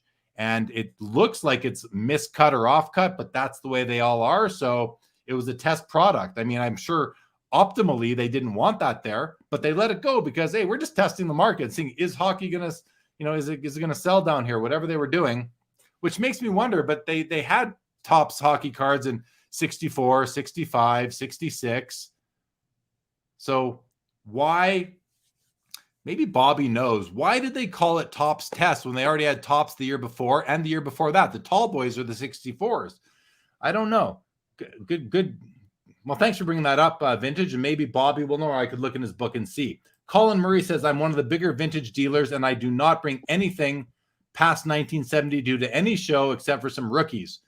And fair. And Colin, I always look at Colin's booth, and I'm like, oh, that's so, he's got such great stuff and unopened packs and all this. But just because you do not bring anything past 1972 doesn't mean that it's not vintage or that it can't be considered vintage. It just means that's what you're dealing in. So I just maybe Colin is the biggest, one of the bigger extra vintage dealers, and I can vouch for Colin when he is one of the bigger vintage dealers, and he's been at the Expo forever and other shows too. So Swifty says, let's see those 1990 Pro Set cards. T-Dot says 1990 Sam Vincent Hoops Jordan is wearing number 12. PSA says, okay. Colin, Topps made in Canada on the back. Yeah, Topps made in Oh. Canada on the back. There we go. So that helps to be why O-Pee-Chee isn't but Topps made in Canada by O-Pee-Chee. Just by O-Pee-Chee isn't on there, maybe. Barry Ma, good to see you, Barry, buddy, says, and Barry's with ComC, says, Dryden, Lafleur, Dion, Butch Goring. Okay, we're talking about the 71-72 O-Pee-Chee set and the rookies in it. And I had mentioned before, Lafleur, Dryden, Dion are the big three. And after that, you do have some other ones, including Butch Goring. So I was right about that. Rick Martin, Rick McLeish, and Reggie Leach. I mean, those last four players aren't widely collected. You know what I mean? But they're still, back in the day, they were important players for sure. Anything you want to jump in with at this point, Ralph? Anything kind of triggering anything in your mind? I kind of had a little good laugh how I kind of reminisced on that on the Lafleur rookie set. How it kind of reminds me of the Kareem Abdul-Jabbar rookie layout. How it's got that oval shape to it. Pretty iconic, I'd say, and it's very eye appealing because it's the only time that it's very cool when they make a card and they only make it that design once. So it makes you not forget that that was that specific year. You know what I mean? I'm so glad you raised. I'm so glad you bring this up because I've noticed it, but I've never. My brain has never made that connection, like overtly, you know. But you raise a great point because the Kareem Abdul-Jabbar, the Lou Alcindor rookie card, I think it's 1969 Topps basketball. Yeah. It's a tall boy. It's a taller card, and it has that oval. You're right. Just like the 71 O-Pee-Chee and Topps hockey. I wonder if they were inspired by the 69 basketball. If they were, that's really cool. And I'm always trying to think of ways that, the hockey card market can grow. And I always figure that, basketball collectors, that's a fast action sport, end to end, the goal is at each end. They're similar sports as far as the way they're laid out. Obviously one's on ice, one isn't, one's got a ball, all those differences, but you know what I mean? The goal is at the end, whereas baseball, the goal is where you start, you got to run in a circle sort of thing. I wonder if a basketball collector would be more apt to collecting a 71 OP, if they're going to look at vintage, they might, that maybe something subliminally would register with them. I wonder. Probably stretching there, but you never know. Dave Kaplan lets us know that the Topps test version has no French. So he's implying then that the regular Topps Bobby Orr rookie has French on the back, which I'd have to look at mine just to be certain, but I'm sure it does. Seb says Lindros was dominant, but not as much as Scott Stevens' shoulder. Yeah, Scott Stevens was a tough player for all-time defenseman for the New Jersey Devils right there. T-Dot says the 72 Stanley Cup card is 60 years of history on the back. Just amazing. Yeah, there have been, the first Stanley Cup card wasn't that Pro Set hologram, but there were Stanley Cup cards before that as well. Ben Diamond says per Beckett. I don't know what that's in relation to, Ben, but sorry. Bobby says okay, here we go. He's explaining. Topps owned the license, although many think O-Pee-Chee was just a steward for Topps. O-Pee-Chee ran their own show and paid Topps a percentage. Interesting. Thank you, Bobby. Ben Diamond says to enter test cards, small releases distributed to a limited market in a way that would allow the company to gauge projected success of national distribution. I mean, that makes perfect sense that's why they would do test cards. So that then implies that the 65s and the 64 Topps cards were not nationally distributed. Were they distributed in Canada? They must have been distributed in Canada, but were they also? So maybe Topps was making the cards for Canada. That must be what it was. Has to be, I would think. Same with, but I don't know. What about 54 Topps? I mean, 54 Topps. You had 54. I don't think you have 55 Topps, do you? You have 54, 57, 58. You have interesting. Got to learn the history of that. Dave Kaplan says the 1990 Pro Set Stanley Cup hologram still in demand card, junk wax all the way, but people still want this card and count me among them. I love that card. That card to me is like a symbol of it's the first. I say this a lot, and I know the vintage guys will disagree, but go with me anyway. It's the first, here's how I'll distinguish. It's the first modern insert. I mean, the Topps and O-Pee-Chee were putting inserts in their packs, whether they were stickers or perforated rings that you could unperforate and wrap around your finger, or stamp cards, all sorts of different things were going in. It's like inserts, but the first chase insert for me that was really hard to get was the Stanley Cup hologram in Pro Set. I find it interesting regarding that, the hologram. It's such a cool looking card. I don't own one. I've seen yours at your booth. I've seen others in the past. Always like debated on getting one or not, but very difficult to get a high grade on it. Very grade depending. I think, what is it, 8.5, I think, is maybe the highest, I think. Yeah. And I find it really interesting because one of the cards that picture a Stanley Cup that I really enjoy, it's very just straightforward, right out there. It's got a little diamond on there. It's from National Treasures, and it's like it's like a little Easter egg, I guess. And there's like maybe 15 cards, but I think they have 2 variants. Is it just the one variant, or is there 2 variants? Well, there's so just to Oh, yeah, clarify, one of one, and then out of 5, and then is there an out of 10 or 15? No, that's it, right? Okay. I don't think so. I don't think so. So there's only 6. So there's only 6 of those that you could potentially get, which is pretty cool. And I don't know if anyone's ever seen one, but I've seen one of them, and it's a really gorgeous card. Yeah, I had one of the 5. I actually recently decided that I didn't need it anymore, and I did sell it. I think I saw someone on Instagram show it. I think, was that my card? But yeah, that's from the 2013 Panini National Treasures. One of their, I forget what they call that set, but yeah, it has a little diamond in the card, and it's pretty cool. But I'm okay. I'm okay with sticking with my 1990 Pro Set numbered out of 5,000. That feels like it feels like there's only 5 of them out there, but they come out. You know, you can find them. You can find those cards, but it's very hard to find one in high condition. You're right. There's, out of the 5,000 that were printed, some of them say out of 10,000 on the back. I believe those to be errors, but there's one PSA 8.5. There's 4 PSA 8s, and that's it. I have one of the 4 PSA 8s, and I cherish the card. I know who has the PSA 8.5, and he's assured me he is never selling the card. And I know somebody who really wanted it. So I know both people, and I tried. The one guy said, I know who has it, but so I reached out to the guy who has it, and he's like, you couldn't offer me enough money. It's not going anywhere. So that's it. The PSA 8's the best card you can get for that one. That's like out there in the float, if it even is. Mine's locked away, so there is one on eBay right now. I think he's asking about $10,000 for it.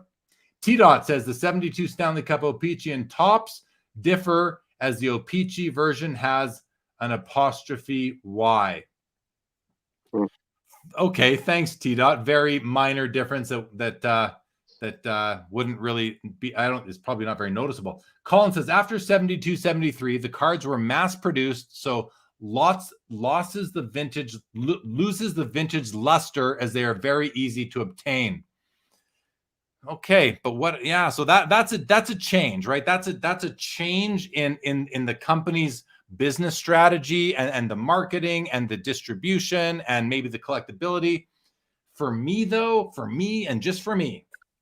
I need more than just the print run to change, just for me, because the stock is the same. The nothing else really changed. There's still gum. There's still wax wrappers. So I hear you. It's me. You know, that was probably a great reason for a long time. To me personally, not a great reason anymore. But I get it. And for a vintage dealer like Colin, that's your sweet spot. So run with it as you do. T-Dot calls out the Vince Lombardi trophy hologram as well, which was in the Pro Set football. Ben Diamond says there was a good article about them on Beckett. I just copied and pasted that little bit. Thank you, Ben. It's called The Brief History of Topps Test Cards. Very, very, very interesting, and I'm sure a lot of people will go read that after this. Nick Martelli says those Panini hockey cards were wild, made some very awesome cards during their short run. It sure did. They made some beautiful hockey cards while they were around. What's up, Curmudgeon? Good to see you. Skeppy says, I wonder if hockey cards would be what they are today had there not been so many great players between 89 and 93. I mean, because you think about this though, Skeppy. Think about the era from between 98 to 2002. Not many great players in those years. I like. There's very few, especially 99, 00, 01. Not a lot of great players there. I mean, 01's got Datsuk, who's still worthy of mention. 00, can't think of anybody anymore. You had Gabrick and Havlat for a long time. 99, there's nobody that I can think of. And then before that, you're into the Sedins, so you're getting to something. But so you kind of had that era where there was nobody, and hockey cards are still something today. So I think the answer is yes. They would still be what they are today. I believe so. Nick Martelli says the early 90s had some really awesome holo cards, but they were tough to grade. They would come with plenty of surface. Yeah, and I think he's talking about a lot about the holograms, like the more common holograms that came out in those early Upper Deck packs. Okay, Bobby Burrell says the 66, 67 Topps test is not a typical test.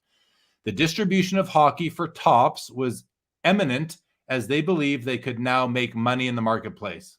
Okay, good to know. Colin says kind of turns to junk wax. He's talking about after 72. No one asked for it at the show. The 70s in hockey cards, I mean, after the 71 set, they go downhill. The 72 set is like the ugliest set ever made, in my opinion. And there's no rookie cards outside of Morris Lukowich, who no one knows of except me because I grew up in Winnipeg. There's like the 72 set is terrible. The 73 set is pretty ugly, but at least it has like a Billy Smith rookie and a Larry Robinson. You got Bill Barber in there, a couple others. So, but still not the nicest set. 74 is an awesome set, actually. Looking back, tons of great rookies in there. 75's got Clark Gillies. I really like the 75 set. It's grown on me. The design isn't anything special, but it's grown on me. 76 has Trottier. That's about it. 77 doesn't have much. 78's got Mike Bossy, Dave Taylor, Bernie Federko, Doug Wilson are the rookies there. Anyway, so yeah, the 70s was kind of a slower period, yet they produced a ton of cards, according to Colin and others, I'm sure. T-Dot says the 69 Cup card is also amazing. It's pictures Oris jersey. Nick Martelli says if there's no Bird or Magic or even Jordan, where would basketball be? I think that's a much more astute comment than, the hockey one. Nothing against the comment, but, where would it be if not for Magic and Larry and then Michael Jordan to kind of come in a few years later and, just more emphasis on how basketball could be so entertaining. So yeah, great comment there.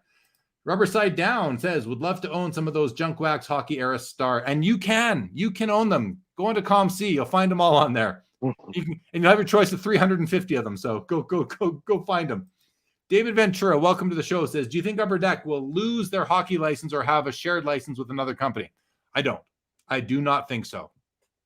And that just comes from my discussions with people at Upper Deck who express with extreme confidence that they've got the license locked down for a long time.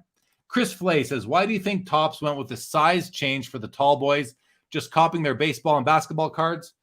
No, I don't think so. I think basketball tall boys came out after the hockey. Sorry, hockey came out in 64.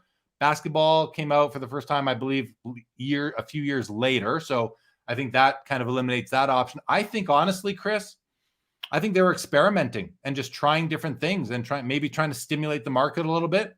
That's the only reason I can think of. Ralph, are you familiar with the 64 hockey tall boys? And the reason why you may not is because there's no key rookie card in there. Yeah, if I'm not familiar with it, but in general, I think like as you were saying, I think it'd be more on the experimental side because when you really think about it, everyone's used to penny sleeving their card, putting in a top loader. Let's just say, but at that time you weren't really doing that, right? There were no penny sleeves back then. Yeah, I know. So what I'm saying is you'll have that top loader. He's like, man, this thing's freaking twice the size of my regular card. He's like, where am I going to put this thing, right?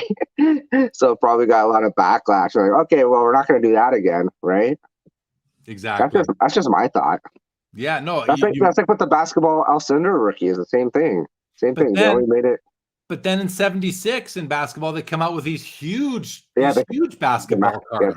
Those were massive. But maybe that's because basketball was like a dead sport at the time. They were seeing, well, maybe it's like, okay, basketball players are all 6.5 feet tall. Maybe we'll make the cards proportionate to the players relative to the other sports. I don't know. That's the only thing that comes to mind, because obviously they tried it in hockey in 64 and they immediately went back the next year, which the 65 set's a great hockey set. They came back the next year to regular size. Basketball, after the El Sindor year, I think they went back to the regular size in 1970, 71. So I might have a year off there, but let's keep on going. We're coming to we're 10 minutes shy of 2 hours, Ralph. This has gone on. This has been a really fun show, but we're going to try and wrap up in about 10 minutes. So let's get through the rest of these comments. Rich says the 76-77 hockey is, in my opinion, the best looking in the 70s, and it has the Brian Trottier rookie card in it to boot. And Rich sent me when I posted my Sets 101 slide on the 76, we had a discussion in DM. So I'm aware of that, Rich. And hey, not my favorite looking set of the 70s, but I love that it's yours. I think that's awesome. Colin Murray says 1972 is my favorite, highest breakup value of any set. So he's saying when he buys a complete set and breaks it up and sells those singles, that set has the most breakup value. And it's because it's so nice. You've got a nice Bobby Orr card. You got a nice Gordie Howe card. And then you've got that 7 or 8, the list of 7 or 8 rookies that we saw earlier. Eric tells me that Morris Lukowich played for the Boston Bruins too. Very good. Card Canucks. Welcome back to the YouTube airwaves, Charles. Good to see you. Says Gillies rookie has to be one of the most underrated, super hard to find in good shape due to the paper stock. One of the best leaders in NHL history. Clark Gillies, a member of the New York Islanders dynasty from like 77 to 81, or so. Maybe it was 79 to 83. And with Mike Bossy and Billy Smith and Brian Trottier and Nystrom and all these guys. I love the Clark Gillies rookie. I have a nice copy that I love it. Rich says, I agree. There's only one Gillies in PSA 10, almost nothing in the BVG database. Brendan Ryan, welcome, says, I was approached on Instagram today about a database for that Stanley Cup hologram. Didn't know there isn't a 10 yet. Mine hasn't seen the light of day in years and is high grade to be continued. Well, Brendan, as I mentioned earlier, there's not only are there no 10s, there's no 9s either. No 9s either. So there's 1 8.5 and 4 8s. Get Swifty here says Upper Deck re-signed back with the NHL for more years after Fanatics went after basketball. Yeah, they Upper Deck announced that. We had on Jason Moshera, the president of our Upper Deck, on the show here about a year ago. And he came on after they made that deal, and we talked all about it, but he wouldn't tell us the terms of the deal. But Jay, we've had all the senior executives Upper Deck on this show, and they won't tell us how long that deal is, but they're very confident that they've got that deal done for the foreseeable future. Dave Kaplan says, I think the tall boys were a little bendy for people's liking. That makes sense to me. Colin Murray says 65 Tops baseball were great tall boys. Namath. Oh yeah, Namath, of course, the Joe Namath rookie. I keep my tall boy cards that are all in PSA slabs in their own separate sort of place in my collection. And I like, they don't fit in my graded card boxes. So they sit out by themselves, and I actually probably pick them up and look at them more than other cards. Barry Ma says I love the 0102 Topps Archives hockey product. Sad it was only 1 year. Love the rookie card reprints and the rookie card reprints autos. So I'm with you, Barry, but what I liked more was the Topps Heritage. And I happen to have an Eric Lindros. This is I think they called it the Retrofractor. This is numbered on the back out of 667. And so I loved Topps Heritage when it came out in 01, 01, and 02 for 3 years. So sorry, Barry, it's a different set, but these came out with gum in them in the 2000s. But the gum was wrapped in cellophane. It was a square, not a stick like the old days. But I collected these sets of the refractors, and this is the last card I needed for the whole set of. I think this is the 02 set, I believe. Yeah, this is the 01 set. I needed the last card I needed was this Eric Lindros. So, but I forgot that I bought one before and I bought it again. I didn't cross it off my want. I forgot to cross it off my want list, so I went and bought it again. And now it's come, and I have it now. This is an extra that's gonna go into my trader box. But funny that you mentioned that, and I have it on my desk. Bobby Burrell says the 1966 test set was released in 1967, maybe as late as September. So I don't believe it was a test, just low production for the first time out, and weren't quite prepared. So I mean that's such a nuance there, right, Bobby? Because they look the same as what we call the 66 top set. So it would be awkward to rename it as 67 yet. And going back to what I said before, I care more about what year the set represents versus when it came out. So to me, it's a 66 set. I'm not saying the Bobby is saying it's a 67, but to me, it's a 66 set. But I'm interested what's interesting in this comment is that, a low production for the first time and they weren't quite prepared. I think that's the interesting piece there. T-Dot says there is high premium on the Henderson rookie card. That's from the Paul Henderson from the 1965 top set because he scored a big goal in the 72 Summit Series for Team Canada against the USSR. Chris Flace asks, were the vintage Parkhurst hockey cards with the greenbacks a regional release only?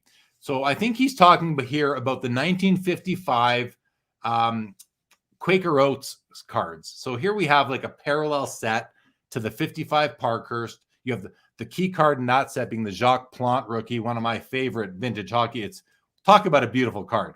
55 Parkhurst Jacques Plante. That should be like on everyone's want list if you collect vintage hockey Hall of Fame rookies. But I don't know much about that. Bobby's the best one, maybe Colin, the best guy to answer that, Chris. But what I can tell you, all I can tell you is that it's the Quaker Oats set. The regular version has a red back. I prefer the red back. I think it looks nicer. It's the same thing for me. I don't care about the Quaker Oats set. I don't want the Quaker Oats set. I don't want the cards that came out with oatmeal. I want the cards that came out with gum. That's what I collect, with gum cards from that era. If there was gum, I want the gum card. So, but I don't know if it was a regional release only. Charles says, don't forget the WHA series in 72-73 with the Bobby Hall, Cheevers, Pinder, Super Tough. Yeah, and those looked like the 72 O-Pee-Chee and Topps cards, but they had a lighter beige border, I believe. Okay, we're going to wrap up here, guys. Bobby Burrell says the test issue was a cello wrapper, quality product, and not an investment for a test issue. But I love how Bobby's piecemealing these little bits of trivia about the test issue. Bobby, thank you so much. Martelli says it would be awesome to see Topps heritage style sets, but from O-Pee-Chee would be really cool and nostalgic. Preaching to the choir, Nick. Like I don't collect any set anymore, any base set. I don't put together Upper Deck Series 1 and Series 2. I don't put together SP Authentic or O-Pee-Chee Platinum base sets. That's just not for me anymore. I'm not into binder sets anymore. So, but the exception would be Topps Heritage or O-Pee-Chee Heritage. If they used the same font and they did these nice refractor type parallels, talk to me. Colin does say that WHA from 72 are easier to find than certain cards in the set. T-Dot says the Jacques Plante rookie is such an iconic card as well. Yeah, I mean, I could sit here and talk about that card forever. I absolutely love it. I love the Jacques Plante rookie. It's a horizontal. He's in an amazing action pose. I'm gonna just pull it up to show you guys. I'll pull up my copy on my phone here really quickly and put it into the camera so you guys can see why I love this card so much. And I have to think that most of you, if not everybody, will agree. But look at this beautiful card. I mean, look at that. Come on. Super sharp. Super sharp. And the condition is obviously toughest along the red border because that red border is often going to show some white. The centering is really tough on this card. Really tough. So, but I mean, come on, look how gorgeous that is. 1955 Parkhurst, Jacques Plante. Check it out if you're listening on podcast. Ben Diamond, so funny. The Jags won tonight. Sucks for Herbert investors. They came back and won. When I saw the score, it was 24-0 for the Chargers. Wow. Okay, I'm blown away. Holy crap. Okay. Chris Flay says, isn't it ironic that two of the greatest players ever, Orr and Gretzky, both have colored borders? Yeah, that is kind of cool. Yeah, T-Dot likes the Jacques Plante. Must own one. 31-30, the final score in the football game. Okay, guys, we're at the 2-hour mark. We're going to wrap it up really quick. Ralph, thank you for coming on last minute, buddy. I appreciate it. It's good to have a good friend on with me when I needed a quick replacement. So thank you for joining. I hope you had fun, man. I know I did most of the talking, but I hope you had fun. Oh, I did. It was awesome. Learn some new things that I never knew, right? So that's what makes the experience here at Sports Cards Live. That's what makes it what it is. Exactly. T-Dot, thank you so much. Upcoming shows, guys, I'll let you know. Next weekend, we have Becca Davis, a female collector. She has an amazing collection, like a whole bunch of things in her collection. We'll learn all about it when she joins us here next Saturday. That's January the 21st. January the 28th. Sasha Parfanov, Sasha T, I think, or not Sasha T from LA, the younger guy. Sasha P Cards on Instagram. He's got an amazing collection. It's going to be a nice collector type episode. He's going to come on February 4th. Cousins Oz and Tony had me on their show a few weeks ago.